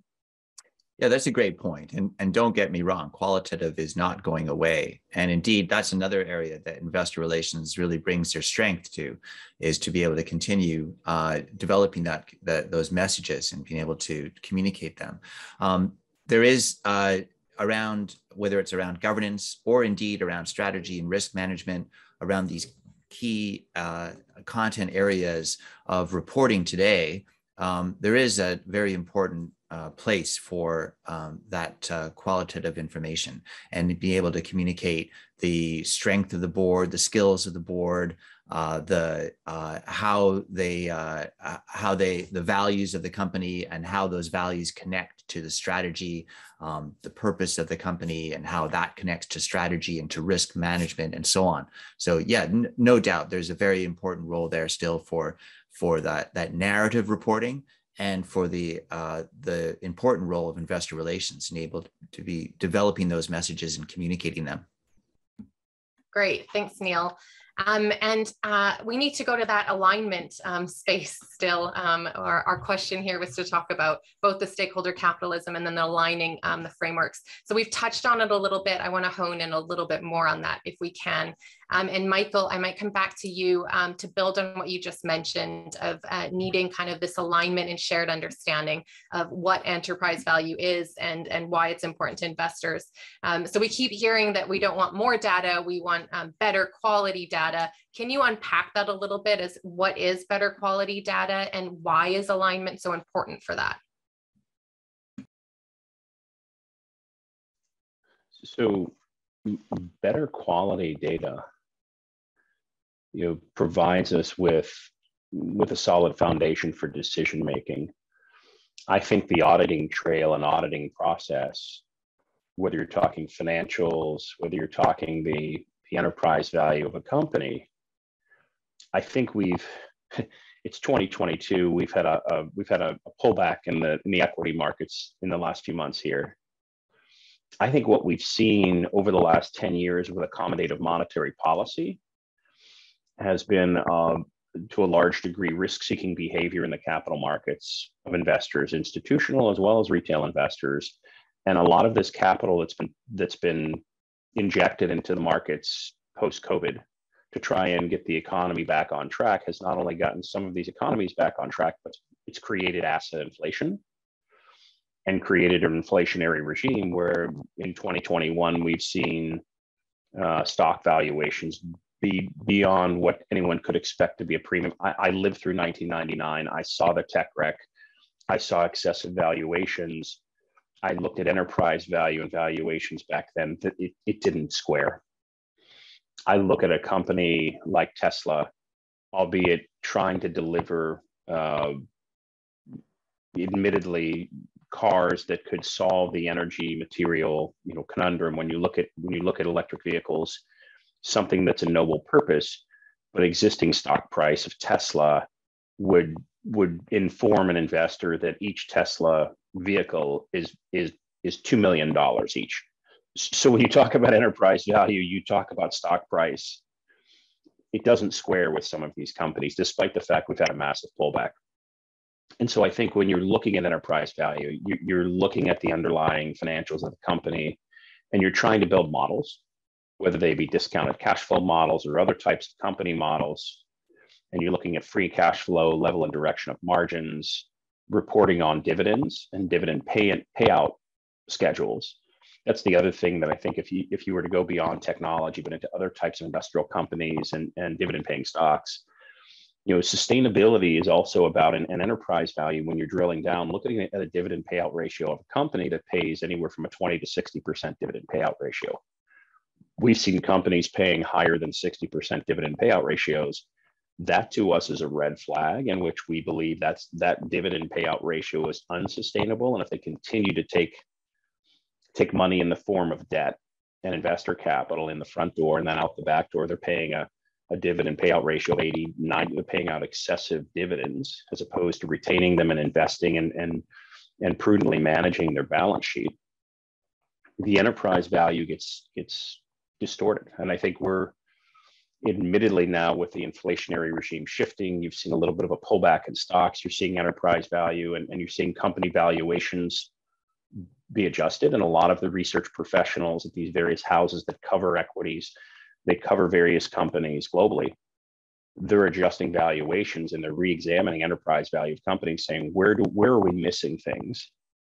Where do we need to revise our earnings model? Where do we need to revise our company models? And let's look at enterprise value of the company and maybe take a step back and reevaluate how we're doing things. So I think this is a pause and opportunity for IR professionals to really spend some time with the research houses that cover these various companies and spend time with them on enterprise value, spend time with them on their front office, middle office, back office, how they're doing things internally at the company to show how they're creating value. Great, thanks, Michael. And Neil, you're right at the center of this, of creating kind of convergence on enterprise value. So I might ask you to look forward a bit and into the future. Where do we see this space moving to? What can we expect to happen, not just in the coming months, because it's changing so quickly, but in the coming years ahead of us? Sure. Let me bring you up to date. So the ISSB has been set up as a parallel board to the IASB. It will be issuing standards to be used, focused on the information needs of investors around sustainability, to be used worldwide in conjunction with IFRS, the International Financial Reporting Standards, which are used in Turkey, or other accounting standards, such as US GAAP. Okay, so in that sense, accounting standard agnostic. The two first exposure drafts have been issued for public comment, and I'd call upon all businesses in Turkey to make themselves heard, to have input into these exposure drafts. The ISSB has already responded to market demand by taking the key frameworks and standards, including TCFD and SASB, and building them into these new standards. We need continued input into this process. The public comment period closes July 29. Now, what's the next step? We anticipate and we hope that standards will be finalized before the end of 2022. IOSCO, the International Organization of Securities Commissions, as well as the IFRS trustees, have indicated that's the timeline they want. That will mean that these standards should be ready and in place for companies to begin using, at least on a voluntary basis, in the next reporting year, 2023. Now, it will, of course, take time for them to then move into rulemaking in different jurisdictions. We expect that to happen as well, in the same way that IFRS spread around the world to 144 countries, including Turkey. We expect to see the ISSB standards spreading around the world. But well in advance of that, investors are already expecting companies to begin using those standards when ready. Why is that? Because they are the next evolution of TCFD and SASB, and investors have very strongly coalesced around the TCFD recommendations and SASB. Now, one more element to point to, and that is that the ISSB, in taking the building blocks approach, still provides for the flexibility for jurisdictions around the world to build upon this global baseline. Recently, the IFRS Foundation announced an MOU with the GRI. The GRI standards are used for more multi-stakeholder reporting about impacts on the planet and society that don't necessarily relate to enterprise value. Now, the interoperability between those standards and the standards for sustainability related financial reporting are extremely important. So we will be working on that interoperability with GRI standards. What this means looking ahead into the next 5 years is we will get to a streamlined system, a global baseline of high quality disclosure of sustainability related financial information for use in investors in their decision making, and for use by companies in helping guide their strategy and mitigate risk and achieve some tremendous goals that are incredibly important that we all share. Thanks, Neil. If I can just take one more minute of your time. One more item I wanted to address is where this information appears. With the TCFD, we've moved from putting this information into our sustainability reports to pulling it more into our financial filings. What do you see? So is ISSB then aligning with that push of getting this information into our financial filings, or where do we see this information appearing? So this is a key point. Now, the ISSB can't say exactly how and where this information should appear, because that may vary depending on different rules and laws in different countries. However, what the ISSB standards do say is that they need to appear in the general purpose financial reporting directed at investors. So that it could be in a related report or on the website, as long as they're tied into the suite of financial reporting, because that connectivity is so important. And then the other key aspect of connectivity is that this reporting, according to the standards that we've put out for public comment, should appear at the same time. Now, that's incredibly challenging currently today with the state of ESG data, but it's so important given that investors do need to integrate this information into their decision-making around the financial statements. So this information has to appear at the same time as the financial statements in the same reporting package as the financial statements. And that might be in the future an integrated report. It might be a new model of report that will bring together the financial statements and sustainability related financial reporting together. Great. Thanks for pulling that all together for us, Neil. We're already out of time. This went way too quickly. I could keep throwing questions at you guys all day, but I really appreciate your time. Just to sum it up here, I think what we've been finding is that, stakeholder capitalism is really the search for true enterprise value. So it's not that we're asking for a bunch of more information now, but we really actually have the knowledge, the data, the science to be able to integrate more information into our strategy and to make more smart strategic plans as organizations. So this should be key to the investor relations community, which comes down to really alignment and communication and trust in that information. Thanks so much for both of you being with us today. Thanks so much to the Turkish Investor Relations Society, and I hope everyone enjoys the remainder of this Sustainable Investment Summit. Thanks, everyone. Have a great day.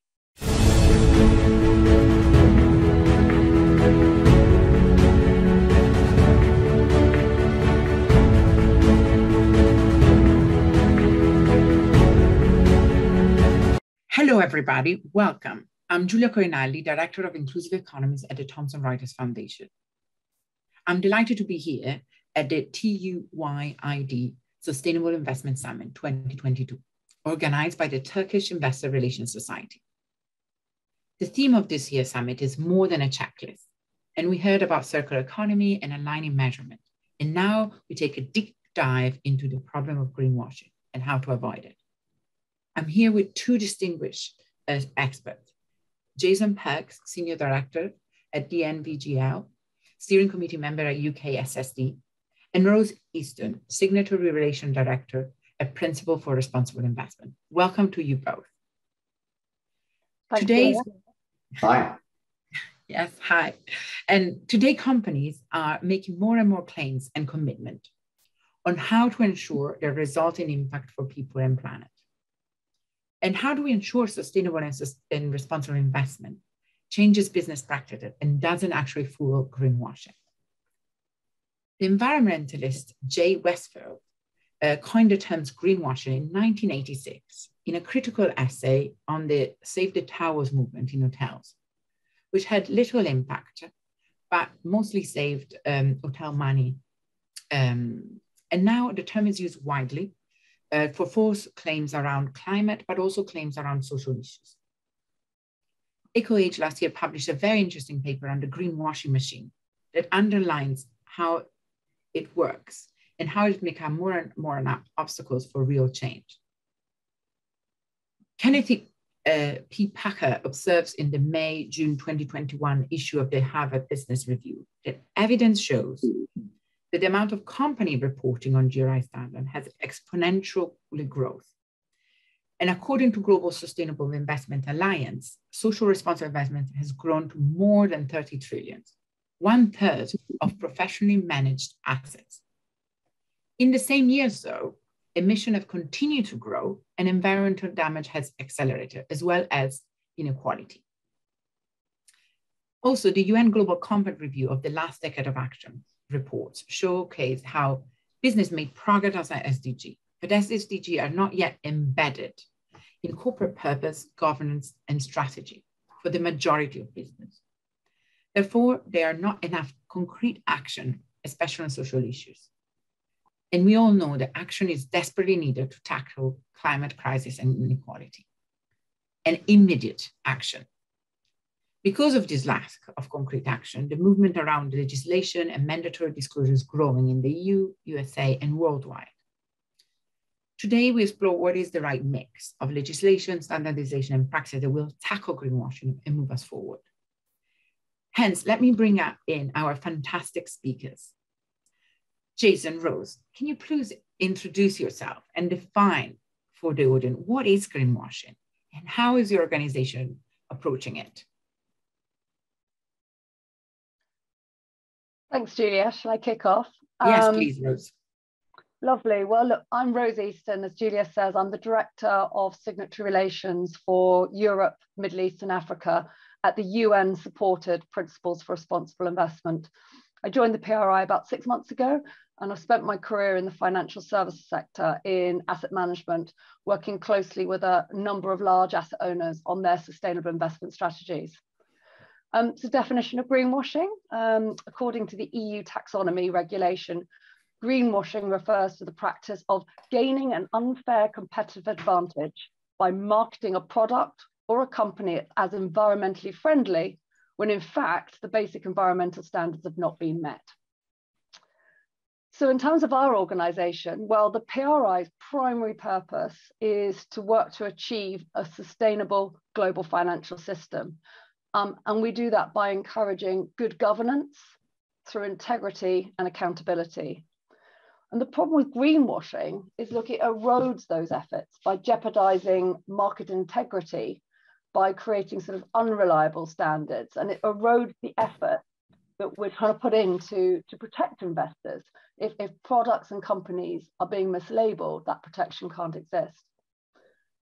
In addition to undermining a sustainable financial system, greenwashing also poses serious reputational and financial risks to investors. It can result in reputational damage, regulatory fines, and a sizable impact on investee companies' share prices. It affects actually all players in the responsible sector, investment sector. It even affects the PRI. Actually, in our most recent strategy plan, we have like a 3-year strategy plan for 2021 to 24. We identify greenwashing as one of our key strategic risks because it really undermines our signatories' status. We're a member organization. We actually really pride ourselves on accountability. And our role is to ensure that signatories meet industry and regional standards, and that our signatories consistently work to improve their responsible investing practices. We set out 6 principles, and the idea is to establish a sort of clear structure for setting and enforcing expectations from our signatories, precisely actually to overcome greenwashing. We expect all our signatories, whether they invest actively or passively, to be what we call active asset owners. The PRI's reporting and assessment framework then actually monitors our signatories' ESG integration practices and the commitments that they make. And effectively what this does is really hold them to account. In addition to reporting, to maintain and strengthen expectations, we also have a set of minimum requirements that they have to meet within 2 years of joining. And we'll engage with those that don't meet these to hopefully see improvements. However, we do expect them to walk the walk on responsible investing. And, as a measure of last resort, we will delist those that are either unwilling or unable to meet the standards that we've asked them to commit to. And then just look, one final point around the PRI is that we've got a dedicated policy team that works very closely with the regulators on some of the key directives, such as the EU taxonomy, SFDR, that looks to categorize sustainable and non-sustainable activities to help protect the financial services industry and provide greater clarity. Thank you, Rose. And Jason. Oh, hi, good afternoon or morning. I'm not quite sure when we're going to be going live on this, but it's great to be part of this panel, and thanks for giving us a chance to talk to you all. My name is Jason Perks. I'm a Senior Director at DNV. Focusing on sustainability, I've been helping mostly large multinationals deal with sustainable issues for the last 25 years. That's gone from helping GRI develop its reporting standards and helping hundreds of companies produce and assure reports, through to helping develop strategies and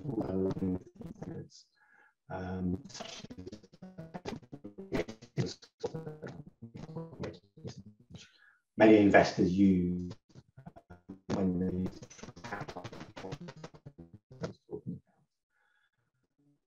use is a trust. We're not owned by anyone, we're owned by ourselves, and our purpose is to safeguard life, property, the environment.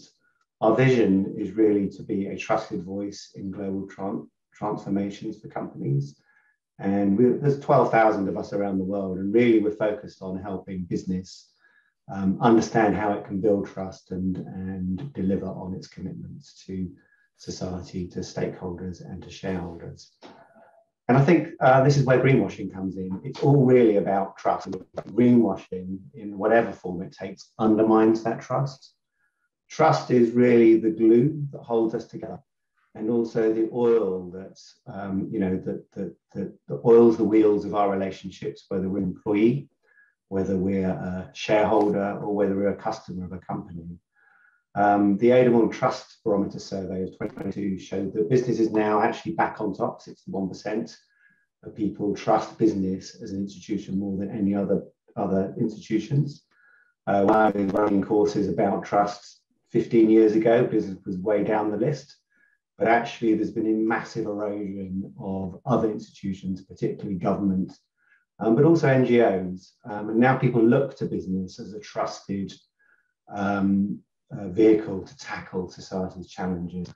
So I think this speaks very much to the challenges with ESG, that actually now society is looking to business to be the trusted partner in addressing our societal challenges.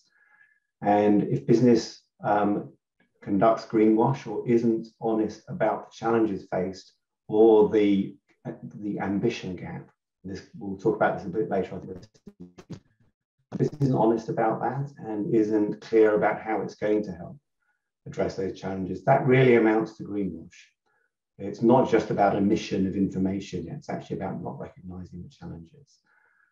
So greenwash is really a key aspect of ensuring that business plays effectively, and also the opportunities that it has to be that trusted partner and gain commercial advantage from it.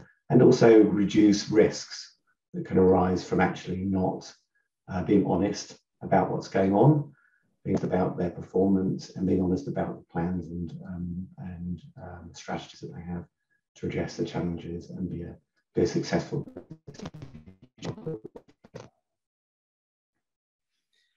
And thank you, Jason. Rose, you both raised a very good point around accountability, trust, and in enabling to move us forward in sustainable, responsible finance. And we know that when you mention greenwashing, it focuses already immediately on climate.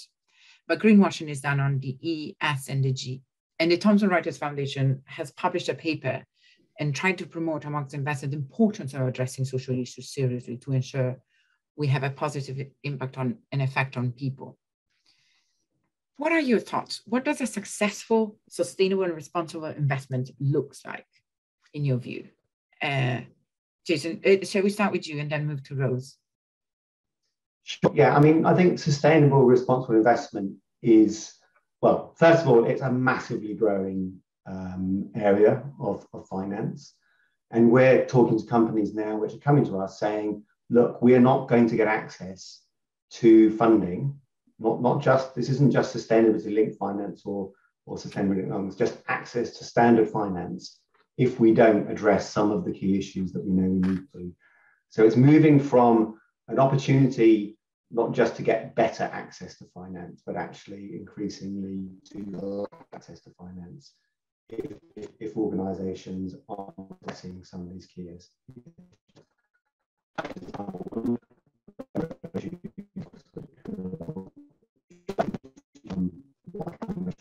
More formalized. So I think it's vital to understand their ESG issues, and that they then I think that's key to pushing in the future. I think the other thing that I'd like to say is I totally agree that it's not just environmental, it's environmental, social, and governance. And when I say social, I think it's social economic. It's not just a pure social. It's impossible to separate out social and economic progress. So social side here, and I don't think you can separate those things. But I think if you look at key failures around the world of greenwashing or corporate failures and not understanding sustainability topics, then usually the underlying cause is a lack of decent governance. Yeah, either they don't understand the issue, or they understand the issue and they make poor decisions because they don't understand the consequences of the issue. And a really good example, in my view, is Rio Tinto's blowing up some mines in Australia back in 2020. It was a decision made by the company in spite of the fact they have very clear values and policies around working with Indigenous people. This resulted in the CEO resigning. And at the end of the day, he said it was basically, I hold the final accountability of this and I didn't discharge my governance duties. And I think that really summarizes how an action which is really creating a social damage was not understood properly by the organization, or if it wasn't understood, it wasn't sufficiently governed and the wrong decisions were made. And I think governance is the core cause of the problems of greenwash or a lack of information which makes decisions which damage ESG outcomes. Thank you, Jason. I think that's a very appropriate example. And Rose, in what is your perspective? What does responsible sustainable investment looks like? Yeah, look, and I think, Jason raises, such an important point around governance and about its understanding these things. A good sustainable investment really, I think, is a company that demonstrates that it's trying to do the right thing by both people and the planet. And I think there's a series of best practices they can go through to do that. And it is around actually understanding risks as much as well as the governance side. So, the company needs to make a clear commitment to improving the sustainability of their business. Then they need to be able to carry out, proper deep risk assessment to identify financially material and high impact issues that do result from, and this is where the E comes back in and the S, but, the climate risk, and potential human rights violations as well. But it's not all very good to do the risk assessment and have the commitment, but you've got to have then a clear action plan to mitigate those. So as I say, you've got to have that proper governance structure, as Jason says, but you've got to understand the risks properly. It's about, you've got two types of climate risks. You've got physical risks, such as a business's reliance and impact on natural capital, being air, land, water, biodiversity. Do you understand those risks? Then there's the transitional risks that can occur as a result in different changes to policies, so climate change policies, energy policies. Obviously, you've seen a lot of that recently. And actually also there's this huge shift to sort of lower carbon technologies. All of these things can impact a company's business model. So understanding those risks are critical and demonstrating to investors that they do so. Also, it's understanding then all of those risks within your supply chain. What are the climate risks? What are the human rights or labor rights issues within your supply chain? Then there can be reputational risks. Do they really understand what those are? I don't know, are there pollutants, for instance, that could be a big risk? And then actually it's about managing those risks. Once you've identified them, how are you going to manage them? Can you set sort of time-bound, measurable targets to manage those risks? Do you have a very clear strategy and policy? Back to governance.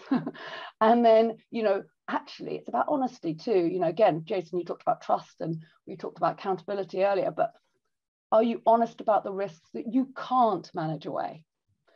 So that's the risk side of it. And then I'll just say, sorry, one more thing is kind of the opportunity side of it.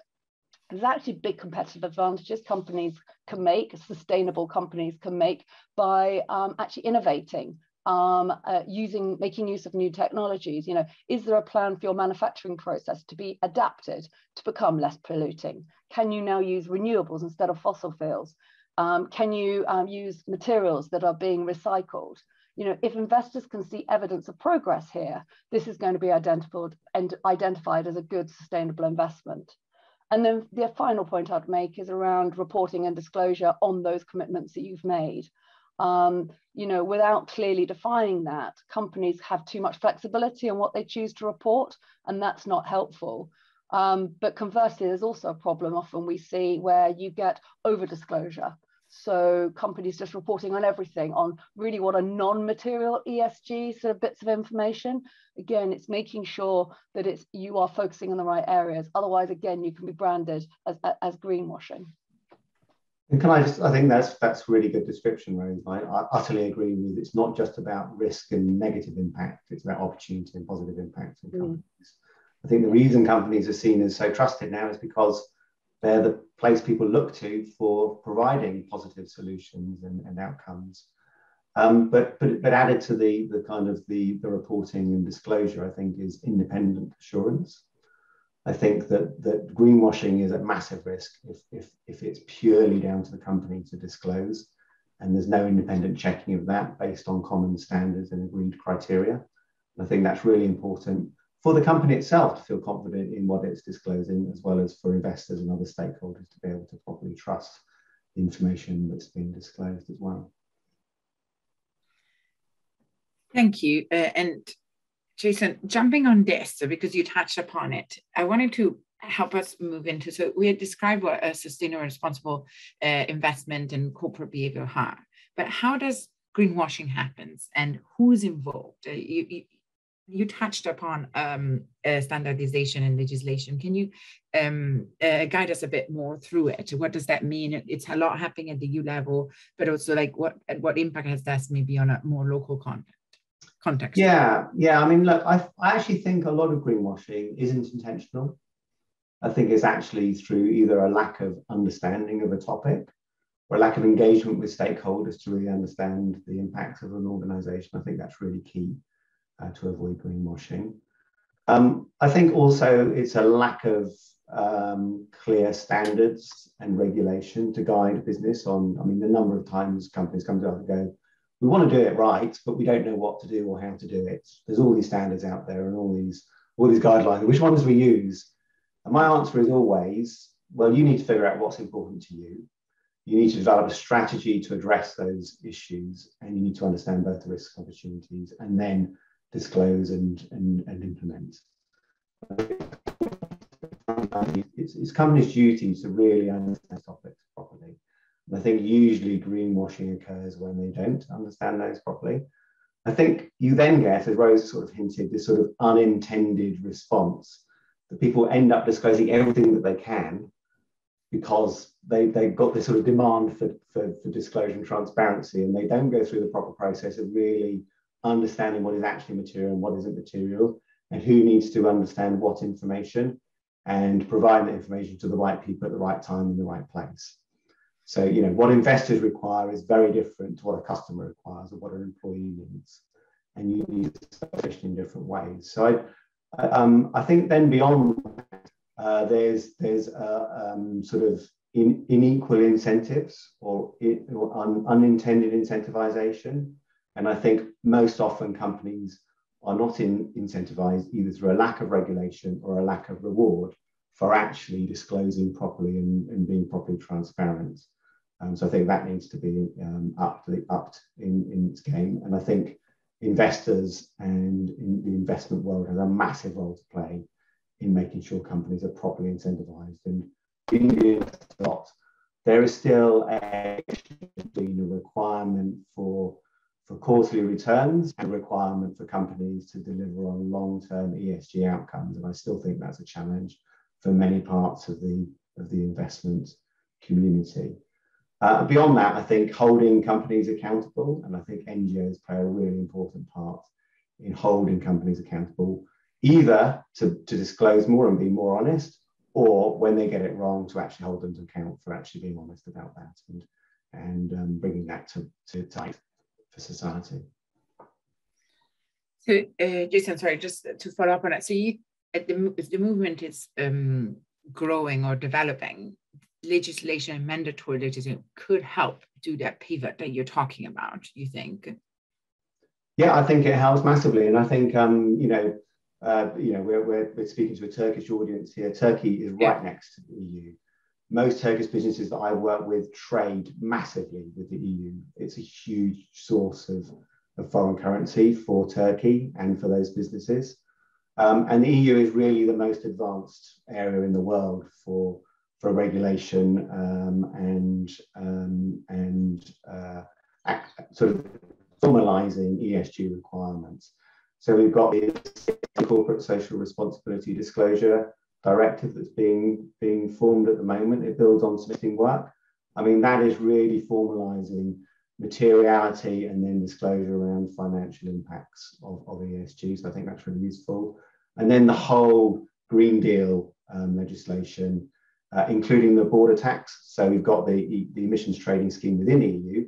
Now there's going to be an implementation of ensuring that companies outside the EU can't game the system, have all the emissions outside of the EU and then sell more cheaply into the EU. This is a massive impact in Turkey. I think the advantage that Turkey's companies have is they're used to working in the EU sort of ecosystem, and actually that gives it a head start compared to many other parts of the world. And so that gives Turkey an opportunity to learn and get on the front foot from the EU requirements, but then also to use that sort of advantage.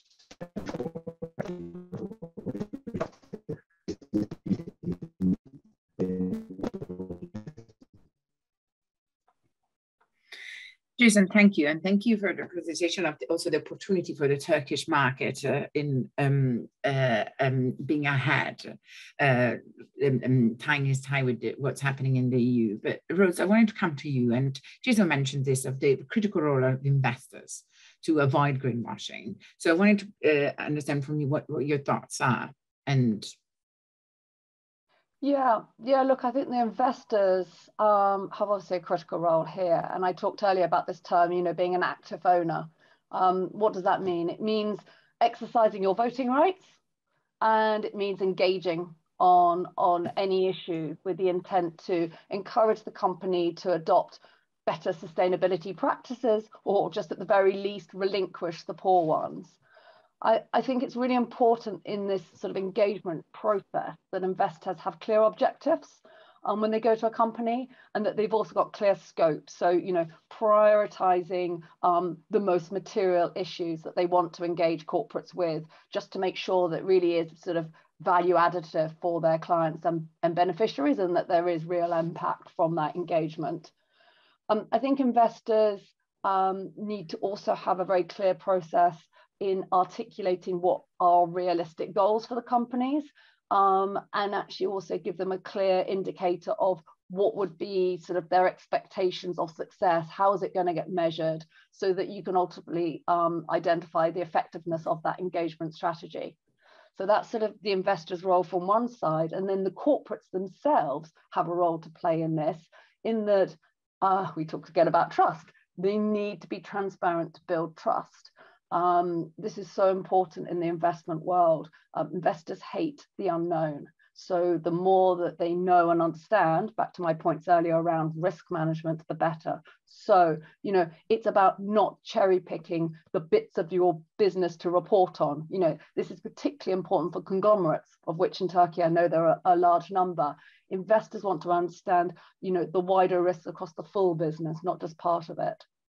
It's about ensuring that the investor relations team is happy to engage with investors, answer their questions proactively, provide any missing data that they're looking for. Again, this helps build trust.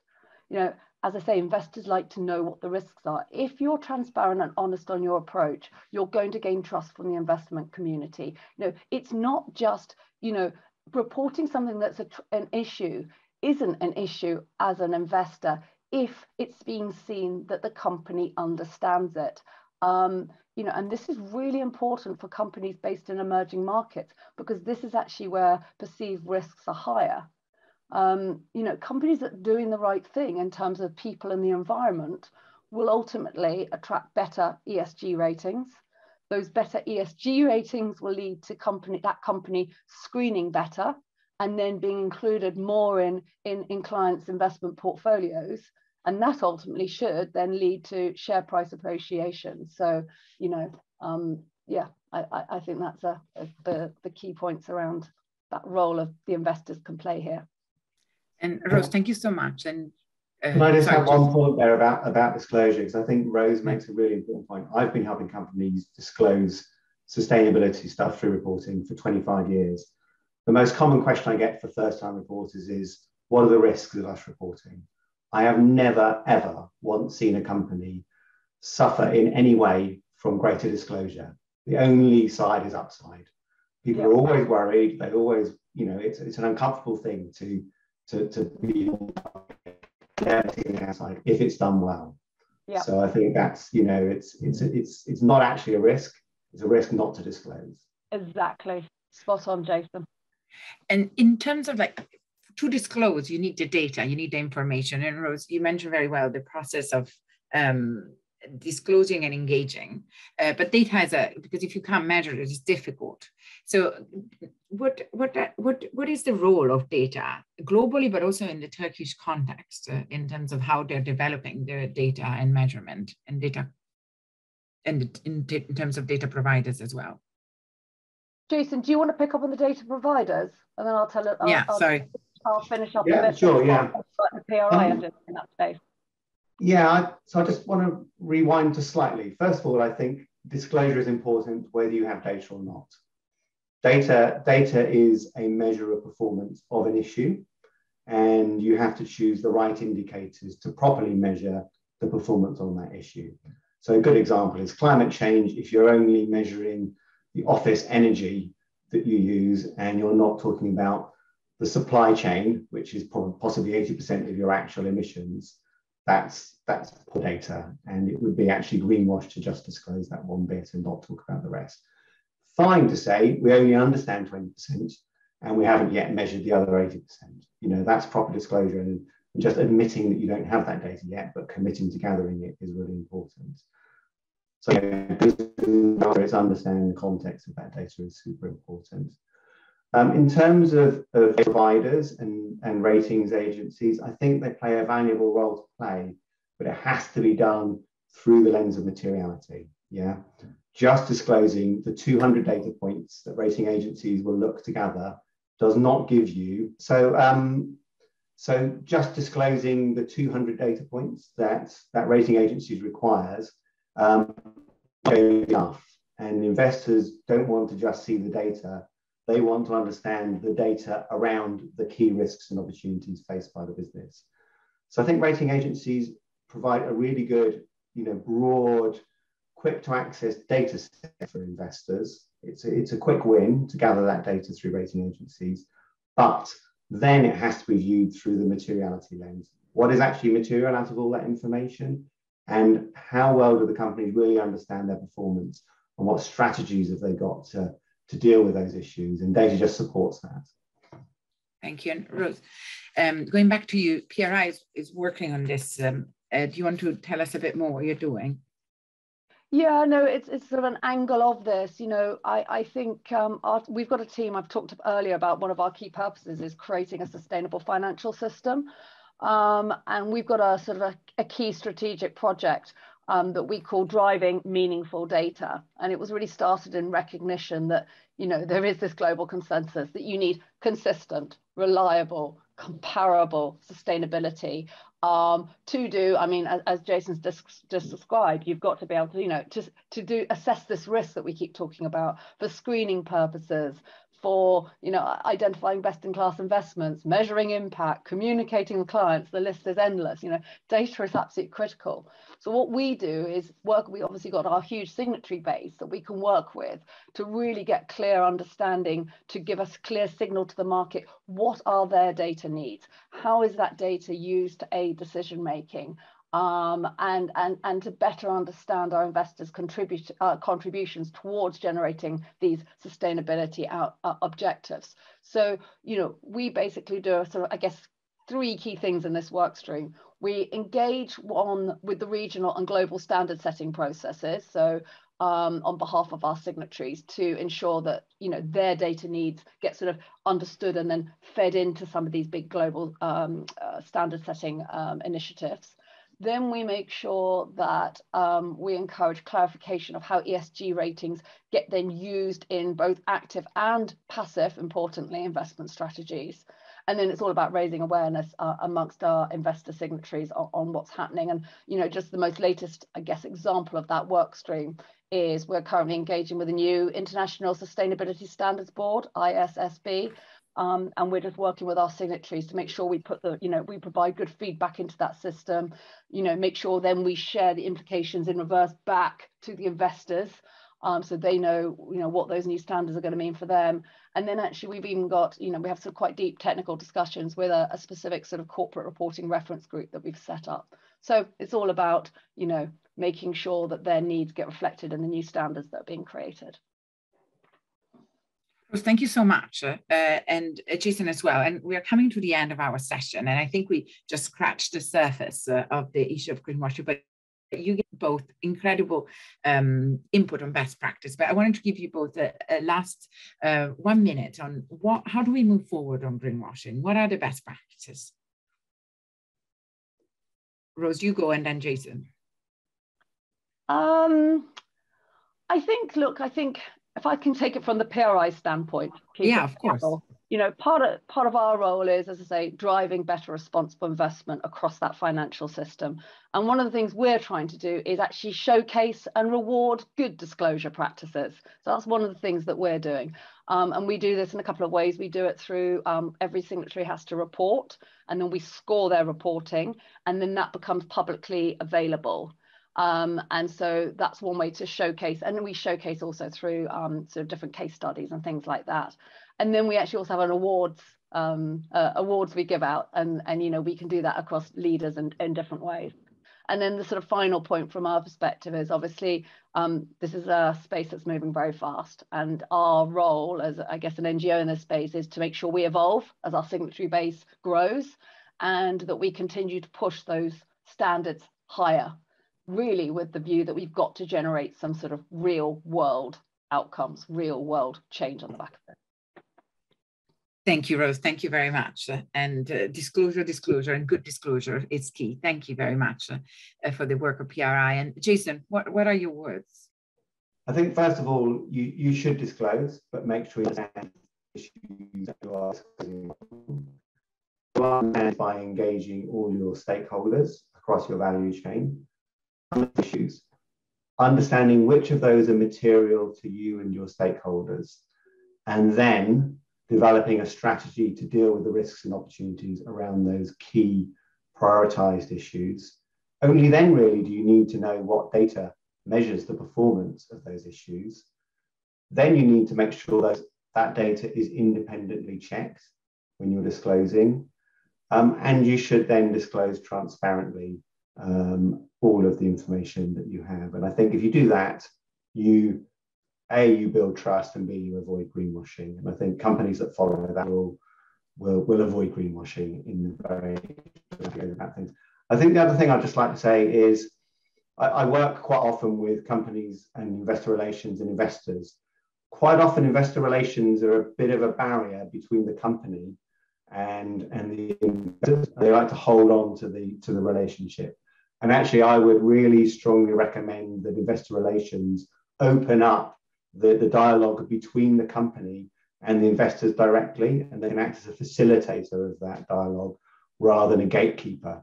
And I think that would greatly increase trust and transparency around ESG, because investor relations don't always understand the issues as well as the specialists in the companies that are managing these topics. Thank you so much. And I thought your points were really insightful, and I really enjoyed the conversation between the three of us. And thank you for the audience for listening in, and we'll speak soon, and enjoy the rest of the summit.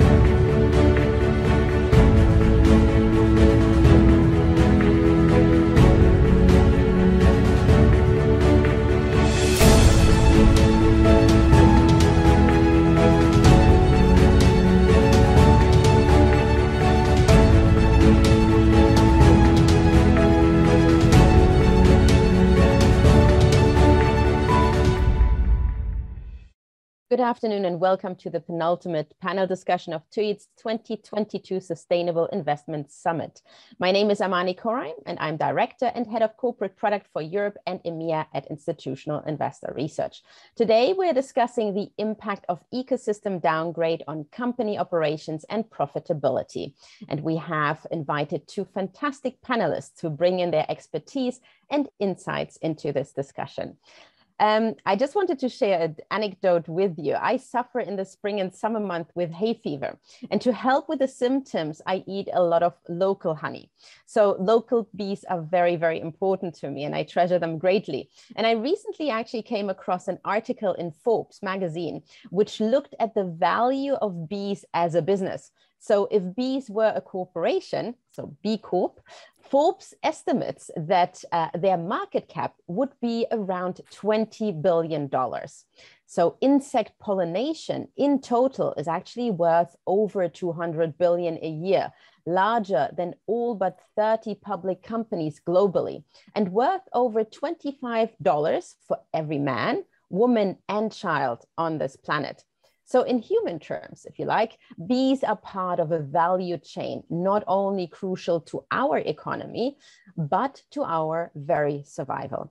And we know that over half of the world's total GDP, moderately or highly dependent on nature and its services, nature loss is therefore really important and matters for most businesses through impacts on operations, supply chains, and markets.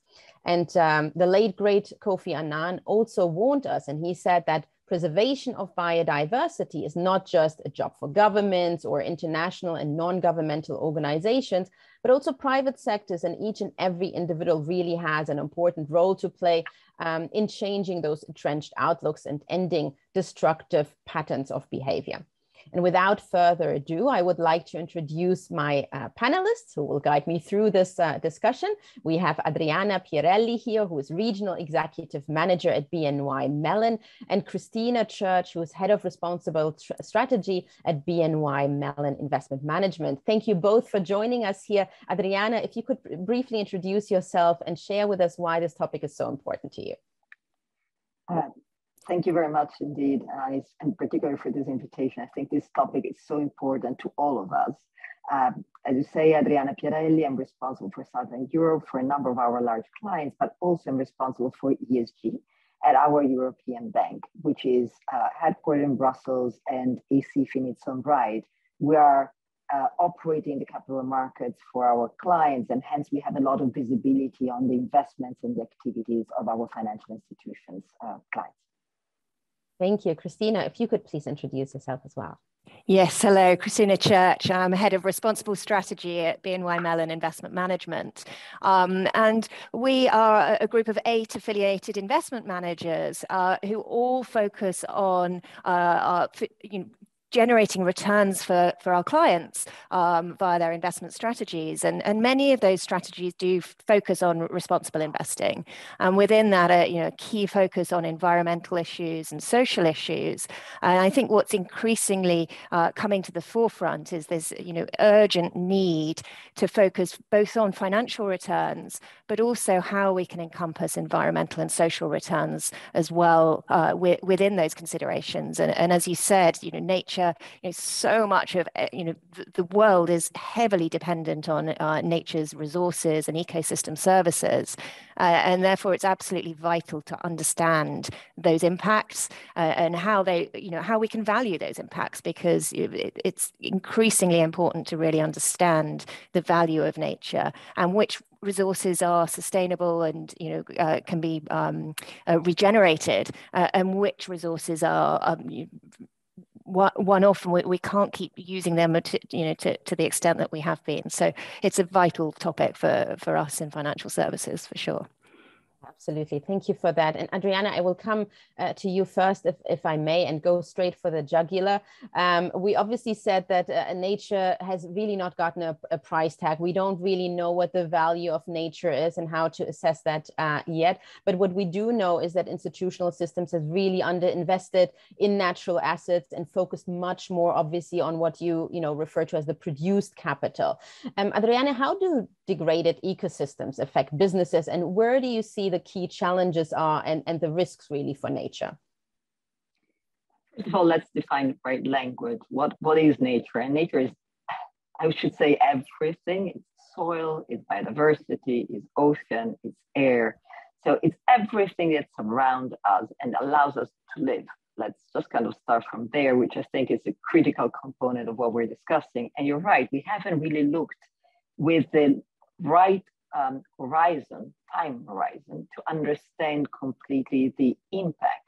And when you're talking 44 trillion and half of everything we do from a GDP perspective, it's so huge and so enormous that we do need to start looking at the possible consequences in economic terms and just start thinking about economic value of nature, because that's probably the best way we have to start thinking not only in the public sector and the governments, but also in the private sectors and for every single company, what this actually means. I think we've done more in the climate agenda perspective, but it's so much interlinked with environmental sustainability that trying to link the two doesn't make a lot of sense. But we certainly need to do a lot more work to create this idea of economic value of nature, which will help then a number of other considerations. Very good. Christina, I come to you now. In terms of choosing a sustainable path, obviously that is, a requisite for transformative change. What are to you the key drivers that will actually help companies and people to shift into that transformative mode? Yeah, and I think it very much goes back to Adriana's point about understanding what nature is and understanding that, if you define it and understand that, you can start to think about the impacts. And once you start thinking about those impacts, it's understanding then how we can manage those both in a positive way and to prevent any of the negative impacts on nature. I think in terms of really tangible things that can be done, first of all, it is really information and understanding the data that is required. And I think there's some very useful frameworks still in early stages of development, but trying to help for corporates to understand how to disclose that impact on nature, because the impact goes well beyond sort of direct impact. You have to look through the entire supply chain of companies. And as people and as consumers, we have to think about our impact on nature in terms of consumption. What the food that we eat, where has that come from? How has it been produced? Is it using sustainable agricultural processes? There's so many different impacts. The medicines that we use in health. Where are those being sourced? And it's coming back to that idea of understanding which parts of nature are renewable and which are non-renewable. And therefore, I think as a company, we need to really focus, companies need to focus on understanding how to really get the best benefits out of nature. How can they use the renewable parts of nature to the extent that they can then allow them to renew? And then the elements that are less renewable, I'm thinking here sort of fossil fuels and soils and minerals that really are more one-off in nature, ensuring that they are only used for the most vital considerations. And I think it's very much moving away from this sort of linear take, make, waste way of looking at the economy and moving to this a circular economy and using biomaterials a lot more in production. So there's so many different things to consider, but first of all, it's really identifying what the issues are, where the risks are, and then of course always thinking about the opportunities and how can we use nature better and value it properly. Yeah, very good point. Adriana, I come to you now. From thinking about the concept and really defining the framework that we're all operating in the travel, the direction of travel, going from sort of ideas to action. What are the solutions and the accelerators that will help help with that transition? I guess the evaluation first, right, of both the risk and the opportunities is a critical element to accelerate. There is a lot that can actually be done in terms of investments, and I'm thinking about opportunities because that tends to kind of get companies to focus more sometimes than the risk side of things. there is an opportunity that just by changing the infrastructure, but changing the infrastructure and just providing some of the solutions that are technological in nature, and sometimes it's just kind of changing the approach to nature, we could invest some 6.5 trillion per year. That represents 2/3 of all the investments, capital investments that companies do every year. So you're talking about a massive transfer of value to sectors that could really help us accelerate the solution or the management of the problems that we have and protect some of the 44 trillion that we were discussing before. The numbers are huge. So it's a question of focusing attention of companies and people in daily activities to really think it through a different lens. So I go very much what Christina was saying before about learning and understanding, because that learning and understanding will allow investors on one side just to really distinguish, but also people in everyone's life to select and decide what they want to buy, how they want to buy. And that's going to be massive in terms of helping the investments that are necessary. And again, going back to the 6.5 trillion per year, just focusing attention on where to invest those money and that capital allocation, which is going to be critical in the next few years. Yeah, very good. Maybe this is a question that both of you can actually answer. Perhaps, Christina, if I come to you first. Obviously, we've seen that COVID has become a real sort of catalyst to this narrative and really driving the conversation forward, and so has actually technology. What do you see the role of technology in this transition? And perhaps you can highlight a few examples. I believe your background was also in auto, or you looked at auto as well as one of those areas. Perhaps you can share with us some insights from that experience. Yeah, absolutely. And as you said, the pandemic really has brought nature into focus, and the idea of humans and our interaction with degrading ecosystems and the impact that can have, as well as in the atmosphere and the transfer of pollution and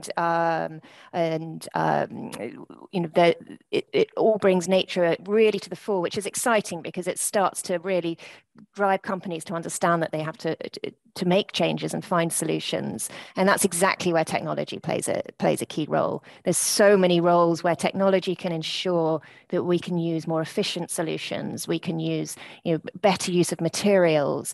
As you mentioned, my background in automotive, it's a sector where that really has been a huge transformation over the last few decades. Use of materials that are more renewable, or maybe lighter weight and more efficient, that can really mean that we're not using so many of the really critical resources, focus away from combustion engines to electric vehicles, but that drives a shift in use of resources.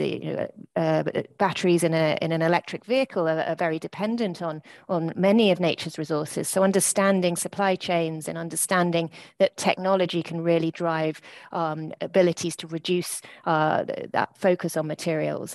But it goes across all sectors of industry. We can think about agriculture and how technology can really help with smart farming and more efficient use of ability to generate food using fewer use of pesticides, etc. There's so many ways that technology can play a role. They can also play a role in adaptation to climate damage, and ensuring that we can use nature to preserve and make sure that we can bring that to the fore. I think in Turkey in particular, there were examples last year of sort of the devastating impacts of forest fires in the south, and also flooding, and all linked into ecosystem services, and if we can use technology to ensure better use of adaptation to that, there's some really powerful ways that we can drive opportunities and mitigate the risks from degradation of nature. Very good. Adriana, do you have a few thoughts on that as well, please?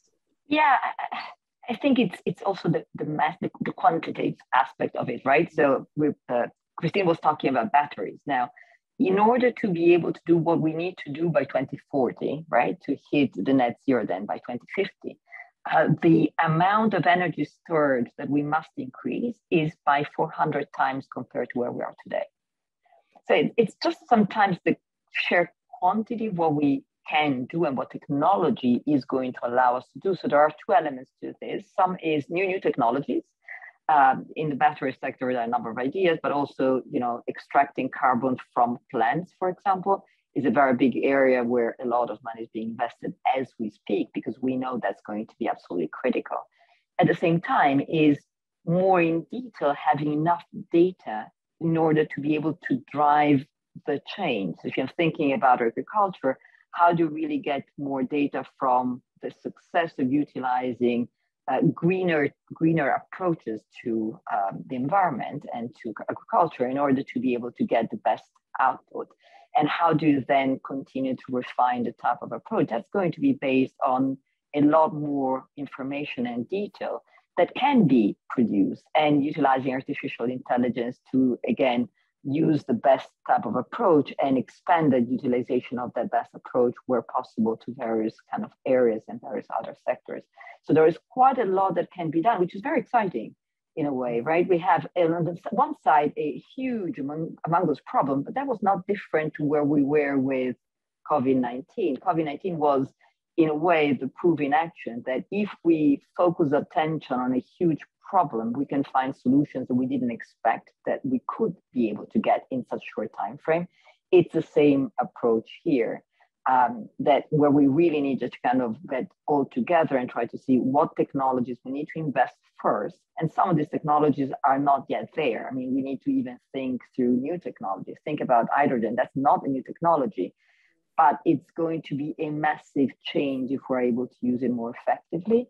And again, there is an element of multiplication that we need to operate under in order to be able to get where we need to be. And it's just a huge aspect of both creating new technologies as well as implementing in critical mass in a very short period of time. So it's quite interesting from that perspective. Yeah, very exciting. And given the situation that we're obviously facing, how can we meaningfully apply the triple bottom line, if you like, people, planet, and prosperity to the evolution of those global kind of, or the global society and those systems, especially considering as well aligning the needs of local communities who have a very strong and good grasp of their issues and challenges and opportunities. How do you align that with national politics, with a myriad and plethora of actually international organizations and initiatives and obviously global authorities? How can you bring that together, Christina? Yeah, I mean, it's a big question, and as you say, I think often it's the local communities that know their land the best, and there's plenty of evidence to show that in indigenous areas, there's ability to preserve land 30% more than in areas where there isn't that local focus on nature. So I think it's incredibly important that although there's preservation of nature is a global issue, that the global and the local work together. And also to ensure when we're thinking about financing and the scale that is needed, as Adriana said, the amount that is needed is often not, where it is most vitally needed is often in the areas where there is the lower access to that vital funding as well. So it's really focusing on ensuring that if we are transitioning, that we're doing so in a just way, in a way that brings all communities along in that process and understands the impact. I think that was one of the big shifts that we saw with COP26 last year, the big focus on not so much just on the move towards net zero, but if we're moving and transitioning in that way, can we do so in a way that brings all communities together, and that the financing can move into emerging and developing economies as much as developed economies. And as you say, there's so much huge change right now in the regulatory environment, and the political pressure is fantastic to see that there is so much regulatory focus on environmental issues. I think up until now, climate has been the key focus, but we're certainly seeing in 2022 is quite a pivotal year, I think, for nature. We've had the COP15 and the Convention on Biological Diversity bringing back onto the agenda the need to achieve targets related to nature. But we also have the Task Force for Nature-related Financial Disclosures, having come out with its first beta framework for how we can really start using an understanding of language and disclosures by companies related to nature. And I think what's really exciting that we're beginning to see in the regulatory backdrop is a lot more convergence in standards. We are seeing a lot of standards that historically we might have had regional standards. We're now seeing international standards for sustainability disclosures. In the US, we've seen a big surge in the SEC coming out with new climate proposals. But what's very interesting to see there is that they are linked to the TCFD, the Task Force for Climate-related Financial Disclosures. And so there's a lot of acronyms in this world, but the TNFD is also saying it is aligning to similar disclosures to the TCFD. And that is incredibly important because in order to generate the finance that we need to move into the right directions, we don't want to add too much complexity here. We do need to see international standards coming together so that when we're understanding values, we can look at them globally and we can compare companies across regions. And I think that will very much help to ensure that where the money is needed and where local areas most desperately need to understand the impact, that it can still be comparable globally. Yeah, very good. Adriana, would you like to add your view on that as well, please? I think it's exactly what Christina was saying, right? It's so important just to kind of link. In a way, there is an element which helps to look differently also at emerging markets, meaning to the extent that most of the economic value may be in the developed markets. From a natural perspective, a lot of the value is actually in a number of emerging markets.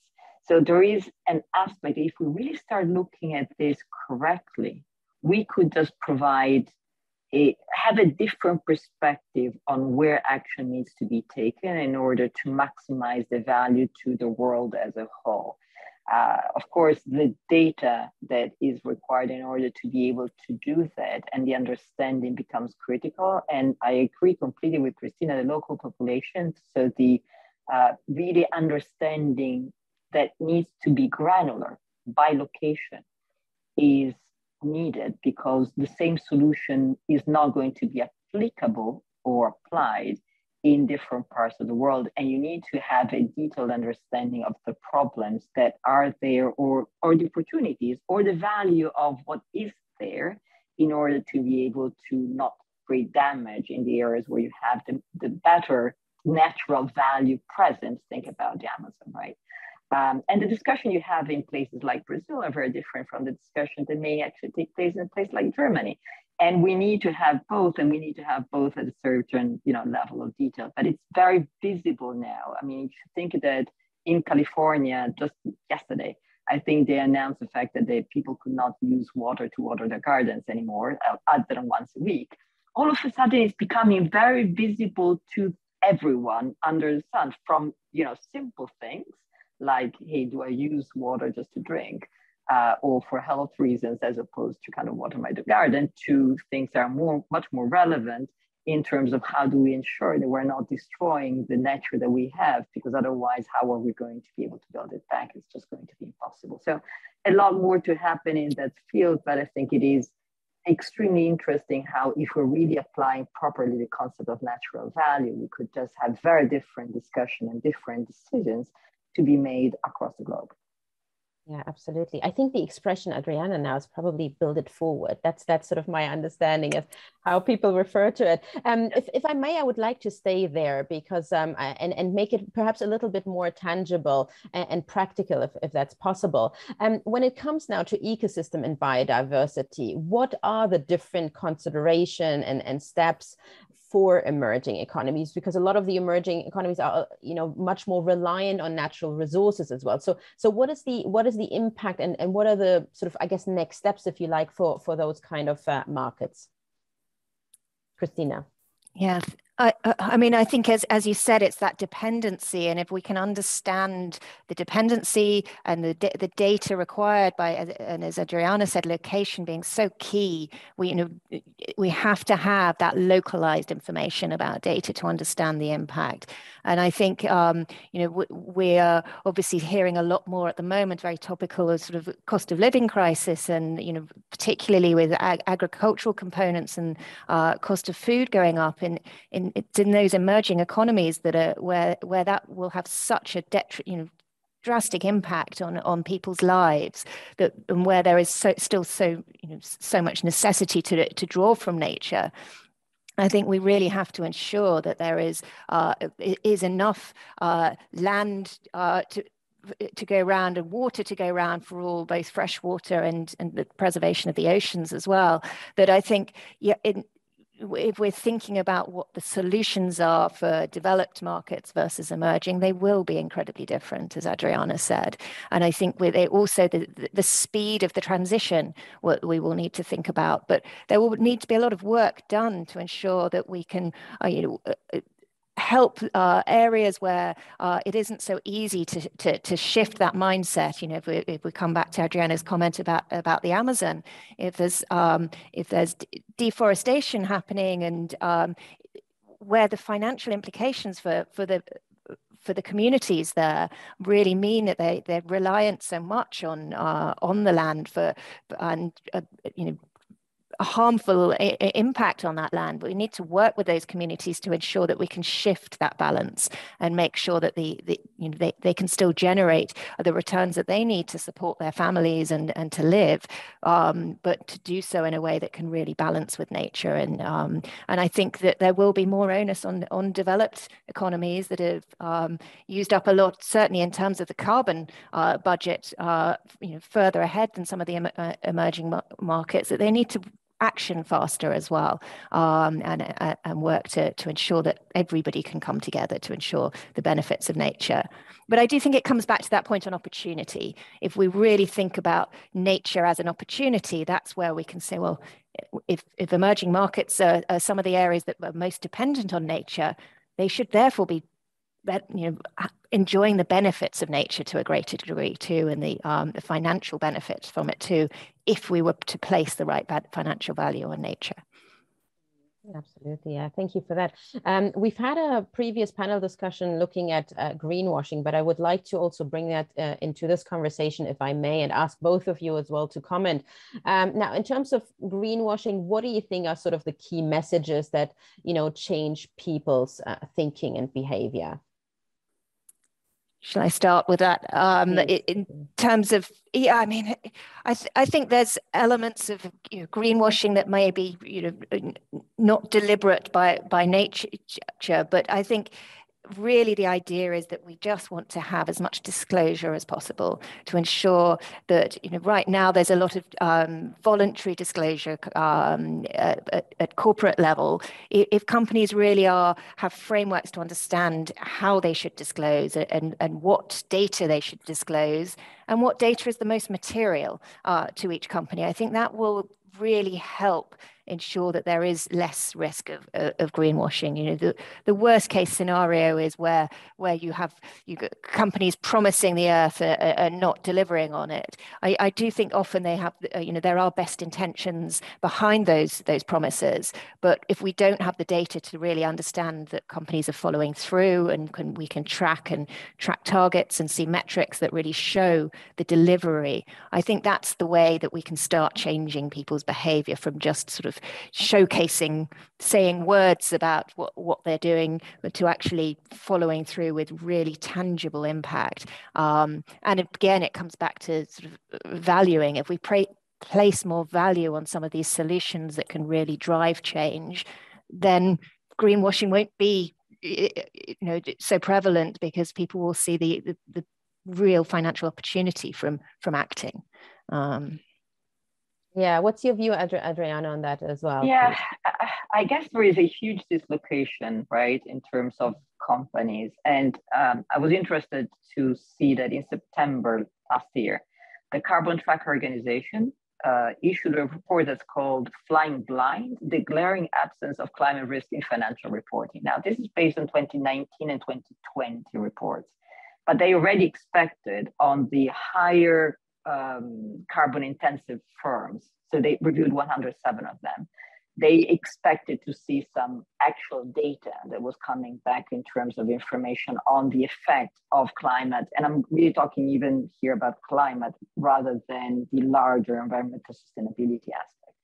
And what they found is that over 70% of the companies didn't provide data, and 80% of the auditors that were auditing the reports were not highlighting this as an issue.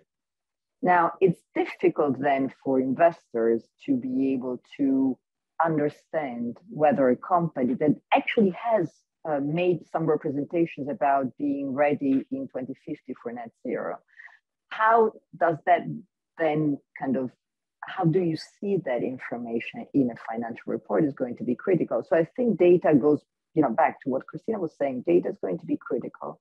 Information being, visible in accounting reports, so in annual reports, in a way that is comparable, is going to be critical to make to really differentiate between one company is doing everything that is right and is taking into account how climate is going to change their own business in the next 5-10 years, and those that don't.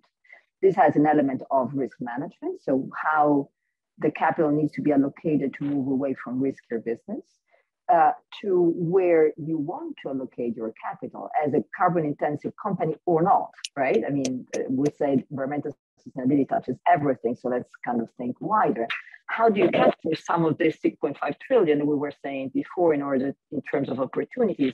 So there is an element here of ensuring that we have more data that is visible, that is clear, that people can assess in order to be able to, if you're an investor, invest in a company rather than another, or vote in a different manner, or if you are a consumer, you're able to decide whether I want to use X versus Y. All of these items become very, very important. There is a journey. It's not the easiest thing ever. I'm not suggesting that in any way, but we need to start, and we don't have a lot of time because things are happening out there and it's visible from a climate change perspective.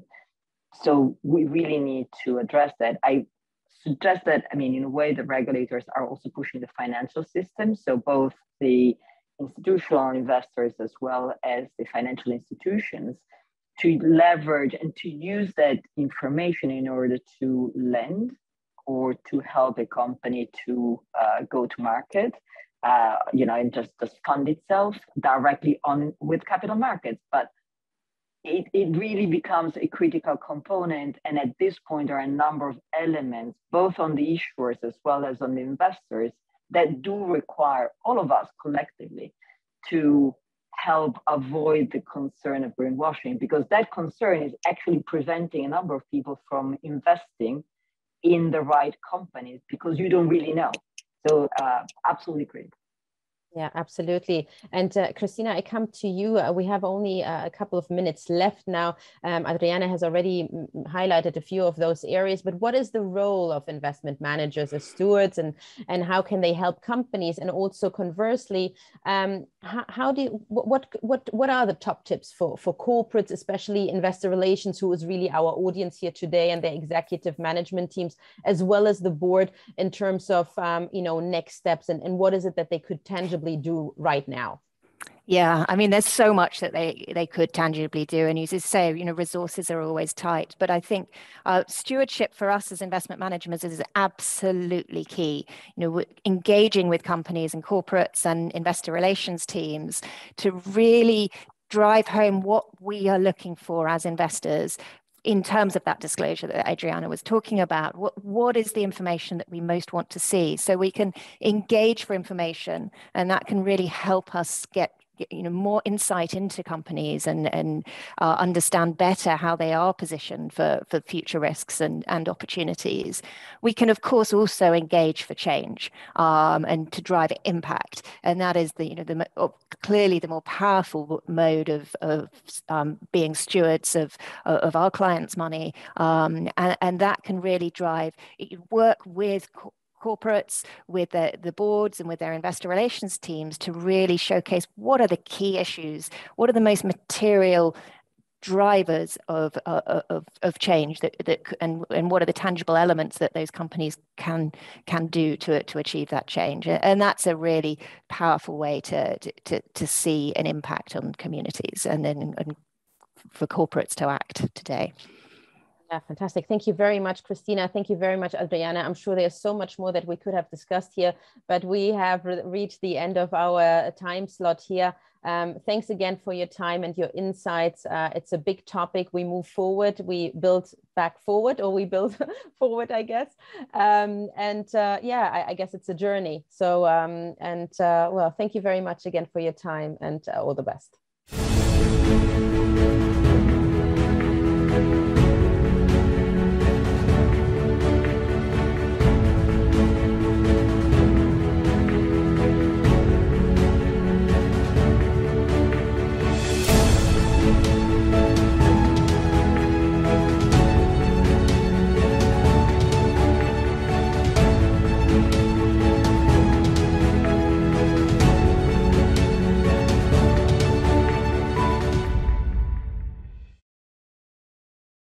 Good afternoon, everyone. Thank you so much for joining our panel today, which focuses on understanding the European Union Sustainable Finance Disclosure Regulation, or also known as SFDR. My name is Elena Filipova. I'm Director of Sustainable Finance and Investing at the London Stock Exchange Group. And I have the great pleasure to be sharing this virtual stage today with two amazing leaders in the space. Eric from Nordea, joining us today from Copenhagen, and Bashak from TT International, joining us from London. Before I ask our panelists to introduce themselves, please allow me to briefly set the scene. The European Union Action Plan on Sustainable Finance, which was published in 2018, is one of the most comprehensive and ambitious regulation around sustainable finance to date globally. And it also allows and aims to create an environment that facilitates, that enables the shift towards sustainable and low carbon economy. What's important to flag is that there are no trade-offs between incentivizing a speedy recovery of the economy, the delivery of financial growth, and also the support to a sustainable transition. Actually, on the contrary, the sustainability transition is a source of economic growth and job creation. A more sustainable financial system means that the economies, the society at large, is more resilient towards volatility and disruptions. And we should remind ourselves that we are in a century of significant shocks and transformations. So the resilience towards disruptions and change should be central to any business, any global participants and governments. And actually the same holds true for businesses. Companies that manage well their environmental and social impacts and performance also deliver stronger investment returns and are more attractive to sustainable investors and financing solutions, which is continuing to grow at phenomenal rates. So let me now bring in the panelists. And can I please ask you to introduce yourself, starting with you, Bashak, and also if you can provide brief perspective on today's topic. Of course. Thank you, Elena. And thank you, TÜYİD, for having me here as a speaker. My name is Bashak Yeltekin. I am Head of ESG at TT International. We are a global asset manager, and we have around $10 billion in assets under management that's invested in both long-only products and also alternative investments, so more hedge fund strategies. And our flagship strategy is a dedicated global emerging markets equity fund, and around 8% of our assets are invested in emerging markets. So we are a dedicated EM investor. I joined TT in 2020, and I'm responsible for ESG integration and also ESG reporting.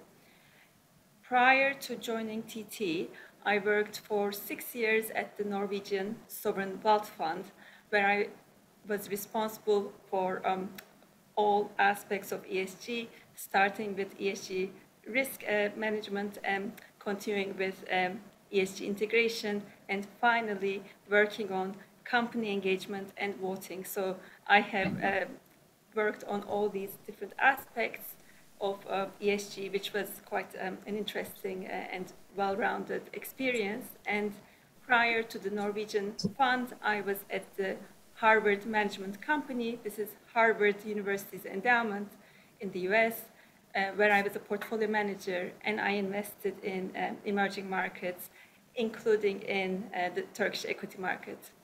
And in terms of our perspective on SFDR, we think it's a very important, a seminal piece of regulation for the asset management industry.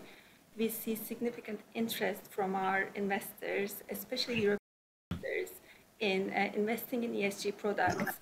These are the Article 8 and 9 products, as we will discuss more later. And we ourselves have launched a highly successful environmental solutions strategy that recently won the Global Thematic Fund of the Year award. And in this strategy, we look for companies in global markets that deal with climate change, that try to create solutions towards tackling climate change and also environmental degradation. This is an Article 9 fund, for instance, as defined by the SFDR, which is the dark green product. And at the moment, we are working on 2 Article 8 funds. These are more broad ESG funds. And ESG product development requires us to understand what SFDR is, apply it in our product development, and also seek to define, for instance, what is positive contribution towards environmental and social issues. And my role is to define these strategies along with our investment and marketing teams. And therefore, SFDR is extremely important for us as we are working on both the product development and also reporting. Thank you so much. Impressive background, and thank you for joining us to share your experience and expertise. Eric? Yes, thanks for having me here. It's always nice to be able to spread the gospel around the ESG and around SFDR, which is super important for all of us, also us at Nordea. So Nordea, the company that I work for, is Nordic asset manager based in Copenhagen and Stockholm primarily. We manage just under 300 billion euros in total, of which around 2/3 is in Article 8 or 9 products. So that's the ESG part of the product range. And then we have 1/3, which is still in Article 6, which are the products that don't take sustainability issues into account as much, because according to the regulation, you still have to, even in the 6, you have to take into account the ESG risk, which is financially material. So in the 8s and 9s, we talk about sustainability risk, which is not necessarily financially material in the short to medium term, but more material for the environmental and social aspects of society.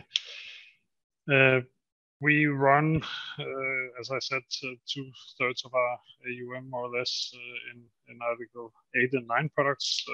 One of our flagship products is our climate and environment strategy, which we launched back in 2008. So we have a long history with this. That fund is currently the largest Article 9 product in the EU and therefore also globally. And to back that, I have a team of just under 30 ESG professionals that work with me.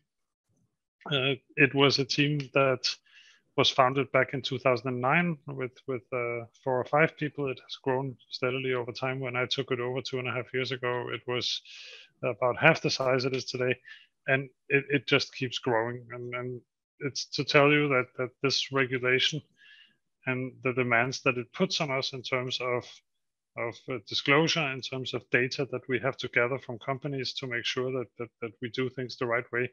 It's just growing and growing, and it's very, very labor intensive. And I expect that in the audience we have many companies that are thinking about how will this hit me? Well, the first way it will hit you is that the data that we and other asset managers will ask you for in order to be able to comply with the rules that we have to follow. You will have to make that available. I think we'll come back to that. Thank you, Eric, as well for joining us today. We know that consumers and investors play a critical role in the growing considerations around ESG and sustainability. And I would like to describe this as the push factor towards ESG, towards transparency and transitioning.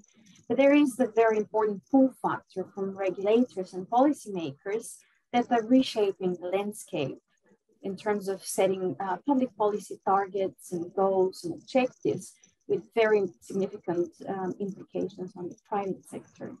So Eric, maybe I can start this conversation with you and ask you the first question, which is around the sustainable finance regulatory landscape. How do you see it changing and shaping across the European Union? And what, from your perspective, has the greatest impact on the audience today? Yeah, I think that the greatest impact comes from the fact that another piece of regulation, which is not the topic today, but which plays together with SFTR, namely the MiFID regulation, which will be updated. It's a regulation that applies to financial advisors in the EU. That will, from August this year, mean that every financial advisor, every bank who wants to sell an investment product to a client will have to ask that client how that client feels about sustainability. The client can then give a picture of do they have any sustainability interest? If they have, what is it? Is it climate? Is it gender diversity? Is it social issues? And then the asset manager and the investment advisor will have to take those into account. So the advisor, the bank that sits with this client, they will have to have products on the shelf that can cover this need. I, as an asset manager, and Bashak will have to deliver products that can cover that need. And in order to be able to document that these products actually do what we say, we need information from the companies in which we invest. So that's the huge effect of this, that the demand, not just because we think it's fun and we'd like to know, but really in order for us to be able to brand these products the way we want, the demand for data, for information from companies is just getting that much bigger. And in about 2 more years, we will have new EU regulation, which will actually mandate companies to deliver this. That's the CSRD, the Corporate Sustainability Reporting Directive. It's not in force yet, but already we are asking for this information. Already the data providers that we use are asking, we are asking, and whether you are an EU-based company, which is in principle what this should cover, or you are a company outside of the EU, in Turkey or anywhere else in the world, these questions will come either in the form of questionnaires or in the form of calls to your investor relations departments, or request that you build out your annual and your quarterly reporting with information related to these issues. Because if you don't report to us, then we cannot report to the client, and if we cannot report to the client, then we cannot sell to those clients who say that this is important for them. I think that's in a nutshell really what this is, how this implicates all of us in the value chain here. Or what do you think, Bashak? Do you agree? Very helpful. I do. Thank you, Eric, for setting the scene as to why the demand for ESG sustainability data from companies is exponentially growing, and it's impacting every corporate union. But zooming into the topic of our panel, which is SFDR, Başak, maybe I'll direct now the conversation to you and ask you to help us make sense out of the regulation. What is it actually? Why do we have it? What it's aiming to achieve, and when? What is the timeline around it that we all need to keep in mind? Sure. I would like to share some slides on this topic, and hopefully they will be of interest to the attendees.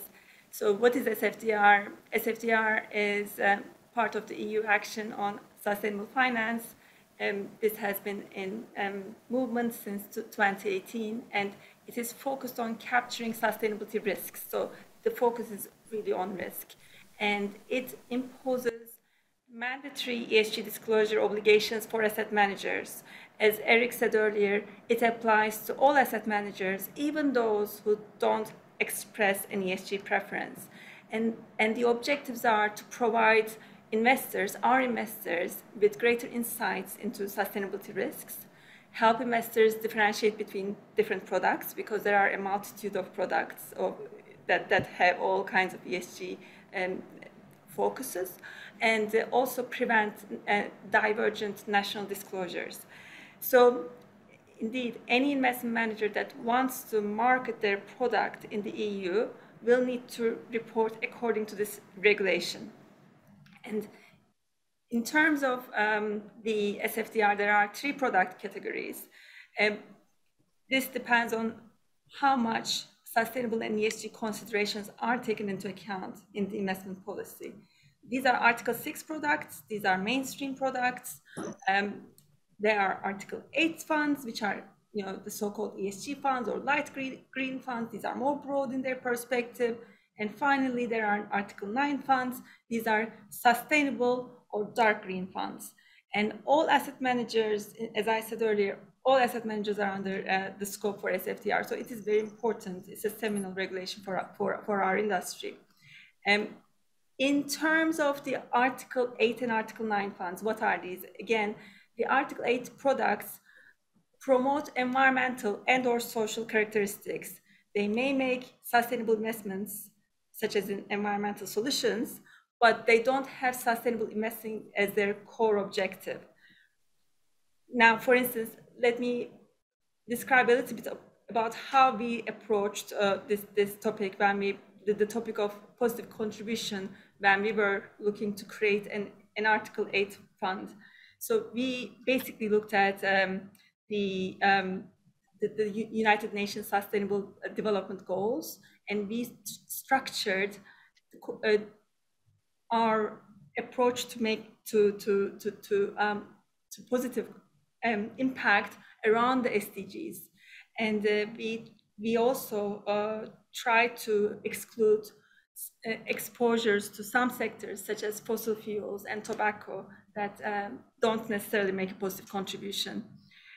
But when we were looking to quantify companies' positive contribution to SDGs, we of course relied on company disclosure and also data providers. And I'm mentioning this because companies really do stand to get more investments by improving their disclosure and engaging with ESG data providers. And in terms of the Article 9 products, for instance, we've been guided by the EU taxonomy, which is another piece of regulation that's been very, very important for defining what is environmentally sustainable. And we structured our investment themes around the EU taxonomy's 6 environmental goals. So these are climate change, adaptation and mitigation, sustainable use of water and marine resources, transition to a circular economy, pollution prevention, and biodiversity protection. So the regulation is very important in terms of defining the parameters for investors, and of course, determining what needs to be reported. Of course, Article 9 funds, the sustainable investment funds, they also need to make sure that they don't, the companies in the funds don't infringe on human rights, labor rights. They don't have gross corruption incidences. So this is, it requires good conduct also from the companies. Finally, the principal adverse impact indicators, I want to mention this because it's an important piece of data that we will be looking from the companies, as Eric alluded earlier as well. And as you can see, there are 14 mandatory indicators. On this slide, we are showing only the environmental indicators. You will see that 6 of the 9 environmental indicators are around climate change. And this shows how important climate change is for the EU. And it shows that we need more disclosure from the companies, especially on climate change, and target setting from the companies. There are also really, really important other topics such as biodiversity, water, and waste. We are going to be looking for more and more information on these fronts. And on the social side, social and employee matters, again, we will be looking for violations of UN Global Compact principles and the OECD guidelines for multinational enterprises. We will be looking at processes and mechanisms to monitor compliance with these principles. We will be looking at gender pay gap and board gender diversity and any exposure to controversial weapons. This is a very narrow part of the EM universe anyways, but these are some of the mandatory indicators that we need to be looking at. And finally, in terms of the SFDR deadlines, SFDR became effective in March 2021. As of the 1st of January 2023, we will be required to make detailed and separate product disclosures for the Article 8 and 9 products. So these are the ESG funds. Middle of next year, it is the first disclosure of the entity level principal adverse impact indicators. That's going to be very, very important for larger asset managers as well. Finally, the year after, it's going to require a PAI disclosure with a historical year-on-year comparison. This is a very short summary of what SFDR is, and hopefully it's been somewhat helpful for our audience. Very helpful, Başak, and thank you for this great overview of the Sustainable Finance Disclosure Regulation. It can be overwhelming, and I think you summarized a lot of legal requirements and text in a great way, so thank you for doing that. What it sounds like, it is quite clear that companies should be thinking about how to be included in those products. It seems like that's where most of the attention and funding will be going. So, Eric, what is your advice to the audience today listening to us?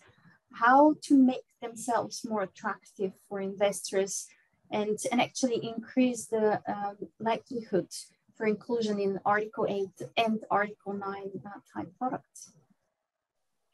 Yeah, I think it's correct, as Başak said before, that companies make themselves more attractive the more they disclose. If you have no ESG disclosure at all, you risk that someone passes judgment on you without having really looked at you. And for some of these criteria that we have to fulfill, we can't even buy a company when there is no data. So for companies to not shut themselves out of a large part of the market, because this, as you said, this is a growing part of the asset management market and a growing part of the funds that are managed in Europe. And we know that US asset managers, UK asset managers who have Europe as part of their market, they are also starting to follow this regulation and to use these principles for their funds. So if I run a company, and I don't disclose any of these parameters, then it's very, very difficult for an asset manager to buy my share or my bonds. So therefore, my advice would be to familiarize yourself with this legislation, with these different indicators, then see which ones of them are relevant for the business that you do, and then start working on how you can disclose on those. And of course, the idea that what the European Union wants to achieve with this is, of course, the moment that you start disclosing, you also start yourself thinking about, okay, what is my carbon footprint? What is my emission to water? What is my biodiversity impact if I have one? What is my board gender balance and so on? So step one, disclose. Step two, of course, improve those numbers if they are not already looking good. Because the more you follow this, the better you look, the more interested investors will be in buying your share. All right, Bashak, do you want to add anything in terms of advices to the companies? I will largely mirror what Eric said. I would encourage companies to study, especially the principal adverse impact indicators, yes, indicators that we went over earlier. Do a gap analysis, and improve their disclosure and improve their conduct and improve their performance on some of these.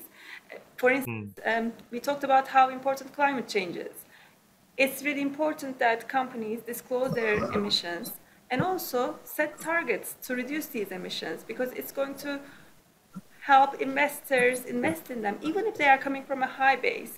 If they're ambitious, they can still qualify as investments in ESG funds. So, and I really believe that there are easy wins that can be achieved, such as increasing renewable energy purchases. This is a really, it's a no-brainer. We really see the necessity for this, especially when we see gas prices in Europe go so high. We also think that you can appoint more, the companies can appoint more women onto their boards. There are still some companies in EM and even in Europe that don't have any women on their boards. So this is a, since women are half the society, it's an obvious thing to do to be more investable, in my opinion. And also companies should improve their supply chain due diligence, create human rights policies where these don't exist. So yes, my suggestion is to really study the regulation, the indicators, and see where you have gaps, and create policies and set targets on some of the more quantifiable metrics. And for companies that provide environmental solutions, such as renewable energy generation, or insulation, or cables for electrification, I would encourage them to study the EU taxonomy. This is a different regulation, but it's important and it's relevant for SFDR. We have started seeing EU companies disclose their taxonomy eligible revenues, OPEX and CAPEX, capital expenditure, in the first quarter of this year. We would, of course, we think that Turkish companies can also follow this approach and try to quantify their environmental solutions revenues and environmental revenues like this. And of course, we would welcome more investments into environmental solutions as we see greater onshoring benefits in the West, in Europe, especially in, for instance, things like renewable energy or better supply chains. We think that Turkey could really benefit from these trends. So we would encourage companies to make investments in these fields. Thank you so much. Very clear and action-oriented advice given to those listening to us today. I would also add one point that companies that do not report data force data providers like us at Refinitiv and LSEG to estimate the performance of organizations. And those estimates are built leveraging the precautionary principle, which actually results in proxy data, which most of the time estimates performance above the actual performance and impact of the organizations. So I think that there is a very good reason and incentive for everyone to be transparent about their actual footprint, because most likely what's being used to fill in the gaps when you're not reporting is putting you in disadvantage and in a worse light. So just sharing that comment as well. But we've few times made reference to the fact that sustainable finance and specifically SFDR type products are growing. But is this a trend? Is it short-term development? And I'll bring in a couple of numbers just to put things a little bit in perspective. At the end of Q1 this year, based on our analysis and data available in Lipper, we see that there are more than 37% of overall AUM held in ESG-related funds. It's 37%. That's more than a third of AUM is currently held in ESG-related funds. I think this number is really impressive and a lot higher than what we're used to seeing in the industry. And the majority of those assets were held in mutual funds and ETFs, which are aligned with Article 8 funds. So we do see actually already a lot of inflows in these new labels, so to speak. But is this trend going to continue to grow? Why? And why do you think that this must be at the forefront of corporates and their efforts? Eric, if I may turn that to you. Yes, well, I think you only have to switch on the TV or your news site on your laptop to know why this will keep growing. I mean, the climate emergency that we are in globally shows no signs of abating. A lot of things need to be done. The EU is definitely not letting up on this. The United States has just introduced legislation, so the SEC, the Securities and Exchange Commission, has come out with rules that require companies to disclose their climate impact. This is not stopping. It's just getting more and more and more and more and more on the social side, more and more on the side of biodiversity, all these issues. For a long time, you know, if you were a company, you were able to ignore, let's put it in a nice way, the side effects of what the production that you had. So if you were emitting greenhouse gases, or you were emitting maybe chemicals to a river or to the sea, or maybe you had issues with child labor in your supply chain, that kind of thing. It wasn't really taken that seriously, but now the way the world is changing, both because consumers are getting much more aware of these issues, but also because simply in the question, when it comes to climate, countries are starting to act, legislators are starting to act, and it's simply inconceivable that this would not continue. And that is also what the EU is trying to achieve with this. So I see only one way and one trend, and that is that the demands on companies are going to get higher. They're going to need to find ways to produce with lower emissions of greenhouse gases, with more respect for human rights all the way down in their supply chains. And that's simply the new reality that we're in. So I don't see this stopping. I see it becoming more and more important. And I think, as you said, Elena, the growth of this new concept of Article 8 and 9 funds also illustrates this. That has been exponential since it came into force. Companies are launching new funds. They are changing existing funds. They are going through. And I think that with this new step that is coming now from August, where consumers will not have to say themselves whether they want something sustainable, but they will be asked directly by their financial advisor, that will accelerate it even further. Mm-hmm. Great. Thank you. It all sounds great, but we all know when it comes to ESG data and regulation and disclosures, there are some challenges. So it's only fair to spend a couple of minutes and talk about some of the barriers, the challenges that the industry is dealing with, and provide some of your practical advice of how to overcome them. Başak, if I may start with you. Sure. I think it's going to sound a little bit like a broken record, but again, it's the challenge is data availability for us. And we will, there will be the obligation for investee companies to make the ESG data publicly available. So that is a big bottleneck.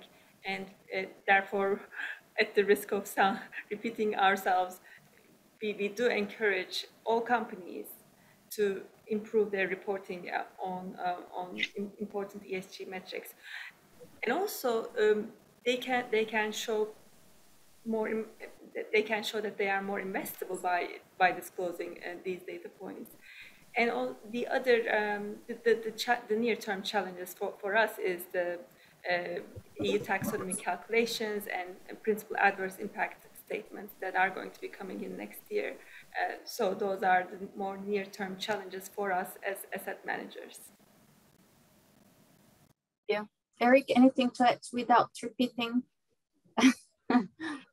Yeah, maybe it is repeating, but it's just to say that all this disclosure, of course, the reason why this is being asked for by the legislators is that, yes, we can show it to clients. They can make their choice which company do they want to invest in, but it's also for the companies themselves to for the first time have this data. If I'm sure there are many companies who have not been following what their carbon footprint is now, because investors are asking them to disclose it. They will calculate a number, they will look at it, and then as Bashak said, set targets. I mean, then you do yourself a favor by trying to reduce that, because it means reducing your energy use also, and that's that can be very positive for your profitability. So it's really a win-win all around. It's of course difficult. It's a nuisance. It's work. It's annoying. Oh no, why do I have to start doing this now? But once you get going with it, and once you start being able to use it internally, also I think it will benefit a lot of the businesses that we're talking about, and make them stronger and more resilient. Really making the circle back to what you said in the beginning, Elena. That's a great point. A lot, maybe final comments, and also in terms of what's coming next, what should the audience keep an eye on in terms of the upcoming developments? Bashak, any final comments from you? I just think that we are going to see much more scrutiny on our disclosures and what we say is sustainable and whether it is indeed sustainable. Definitely the asset managers are going to feel that scrutiny. And also there will be more pressure on ESG data providers in terms of their methodology, the transparency, their estimates. There's going to be probably more communication between not only corporates and the ESG data providers, but also investors and the ESG data providers in terms of the data quality and the estimates. So I just think that we will need to increase transparency in line with what the regulators are demanding from us. Thank you. Eric, final comments from you? Yeah, and that's for now, it's us as asset managers and as investors asking for this information. From 2023, it will be actually EU regulation for those companies that have subsidiaries inside of the EU. It will be the CSRD, the Corporate Sustainability Reporting Directive, that comes into force. So there's really no way to hide from this. So even if it's you think it's tedious, even if you think it's a lot of work right now, it is coming. So that's really my advice. Start looking at the indicators, as Bashak said. Start seeing which of them you can actually put some data together on. Which ones have you been watching already, if any? And then start collecting the data for the rest. I guess I'll wrap up the conversation and try to summarize it. As Larry Fink, CEO of BlackRock, said in one of his letters, sustainable finance is the greatest business opportunity of our lifetime.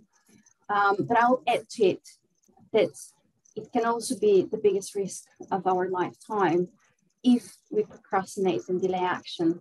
Therefore, it's really important to follow on the great recommendations that both Bashak and Eric provided to everyone today. The growing demand for data is pushed on the market by sustainable finance regulation, by SFDR, but also by MiFID, EU taxonomy and CSRD is coming very fast. and impacting everyone. The biggest call for action for organizations, businesses listening today to the panel conversation is to be transparent, because data informs actions and brings in accountability and responsibility. It's been an honor learning from both of you today, and I'm sure the audience has also benefited as much from this conversation. So Eric, Bashak, thank you so much again, and have a good rest of the sessions.